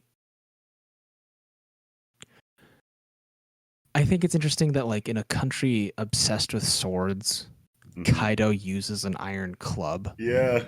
He really stands out quite a bit. Mm-hmm. Um, and I and he doesn't he's not from Wano. He doesn't belong from Wano. And for me, he kind of represents sort of a Chinese aesthetic, Right. in that he represents a dragon, Mm-hmm. which is very much part of like a Chinese mythology of representative of power, of a ruler, Yes. Very of regal ability. dynasty setting. And then his moves, right? Like, he has the three conquests, which, based off of the conquest of the sea, I believe that the other two conquests would be land and air, Mm-hmm. or Love sky. that. Yep. And so I like the idea, because he's a dragon, he's able to command and conquer all three realms. Yes. And then, but like the three conquests or the three sovereignties, that makes me think of like the three kingdoms, which kind of reinforces the idea of Kaido being Chinese, Mm-hmm. and being like a Chinese reference, and being sort of like an invader to Super Japan, of being this larger, overwhelming presence that is invading Japan and causing chaos and causing the leadership of Super Japan, of Wano, Yeah. to buckle under their existence. And Mm. maybe I'm reading too much into it, No, I love but that. I it don't think that, just I don't think makes me you think of it. can read too much into One Piece because Oda has historically shown that he reads deeper into things than even we do. Obviously, you know what I mean? Like, there's so many Easter eggs, there's so many intense, multiple hundred chapter callbacks that Oda does. You know what I mean? Like, a lot of people say that things that people point out in art in One Piece, or, bolded text, could be a reference. That, and there's a lot of theory crafting going on, and people are so quick to shoot down things and say it's not that deep. You're looking too deep into it, and it's like, really? Like, are you new here? Because there are so many times where people have said that exact response, and then we find out confirmed later that that was the thing that, you know, they called out. Like, it legitimately was an Easter egg that Oda put in there, or it legitimately was, you know, that callback. It wasn't a reach, you know what I mean? And sometimes it takes a long time for that information to be obvious in One Piece because it is such an epic, long story. But it's at the point now where it's like, fam, there ain't no looking too deep. Like, we're not looking deep enough 90% of the time when we feel like we're reaching, you know what I mean, is what I'm noticing. So yeah, don't feel bad about that at all. Yeah, that's kind of the vibe I'm getting from him, Mm-hmm. with like 3 kingdoms, 3 conquests, and just being an outsider of Wano, but still being a sort of oppressor. And I think that's just a little bit of cultural influence Mm-hmm. from the writer, because any story we tell as a person will be how we view the world a little bit. Mm-hmm. Recontextualize, it's not a one for one. This is my story, therefore it's my opinion. But like, there's influences. Absolutely, bro. Yeah. And another thing that I want to say that I actually just noticed is that there's a little cause for worry is that we haven't seen Luffy since he ate the Ragnarok. So like, we don't see him react to the damage. We literally just see him take the attack, and then I don't think he comes back to the comic after that. So Yeah, I'm very that's the worried for cliffhanger. Luffy's state. Yeah, and I I mean, like how the yeah, cliffhanger ended like halfway through the chapter for right. him. Yeah. Yeah, Luffy's cliffhanger is 4 Mid-chapter. chapters away from the last page, yeah. Or 4 pages away from the last page. Yeah. 4 or 5, yeah. Wild, man. Yeah. Ah, It's a damn. good one. Let's just real quick, just to make sure all the bases are covered here inside of the choreography of taking out Big Mom. I love how she crushes Kid into the ground, you know, and it's a drastic hit, bro. Like the angle of her crushing him down, like on the of beating me panel, you know what I mean? Like, you She know, got his head. yeah, and then you get another emphasis panel after that of it zoomed in, showing like this is a serious hit, this connected, full force, no confusion, you know what I mean? And he instantly clinks the fucking robot hand to Big Mom, Handcuff. repel, you know, and he looks fine, like he's clean, like he took that hit, but he's, you know, still, you know, in the mix of his eyes aren't whited out, you know, or nothing like that. Like, Kid is a fucking beast for that, you know. But then just going into the strategy of attach this thing to Big Mom because it's about movement, it's about you know, inertia, it's about more than, yeah, it's about, you know, it's about more than just my power versus your defense. It's now you are in the air. So even if you were on the ground and Kid sent this boulder at you, you probably block that shit and be fine. But you're in the air, you have no footing. It's not about damage. It's literally just moving matter through space. You know what I mean? So it's like, I kind of hope she falls into the sea. Like, yeah, I think it would, and I think that like in the aftermath of Wano, and because they have Interpol, they would raise all of the Wano raid crew their bounties astronomically, because these people beat back Kaido and straight up killed Big Mom, and dumped her in the sea. Yeah, that's like, drastic. Their value has increased. We must approach them as their realistic values. Yes. Absolutely. I think that Big Mom's gonna die. Man, I don't know if Big Mom's gonna die, but it's One Piece now. You know what I mean? And if Big Mom's gonna die, I think I subscribe to the idea that Kiko has, and that I'm sure a lot of other people share, that Big Mom will die in Elbeth. You know what I mean? Whenever we eventually go there, for whatever reason, she ends up going there with everybody else or whatever. I like that a lot. I don't think it makes sense to outright kill Kaido or Big Mom in this chapter, or in this arc. You know what I mean? So I think that I feel like the sea will weaken her to the point that she can be captured.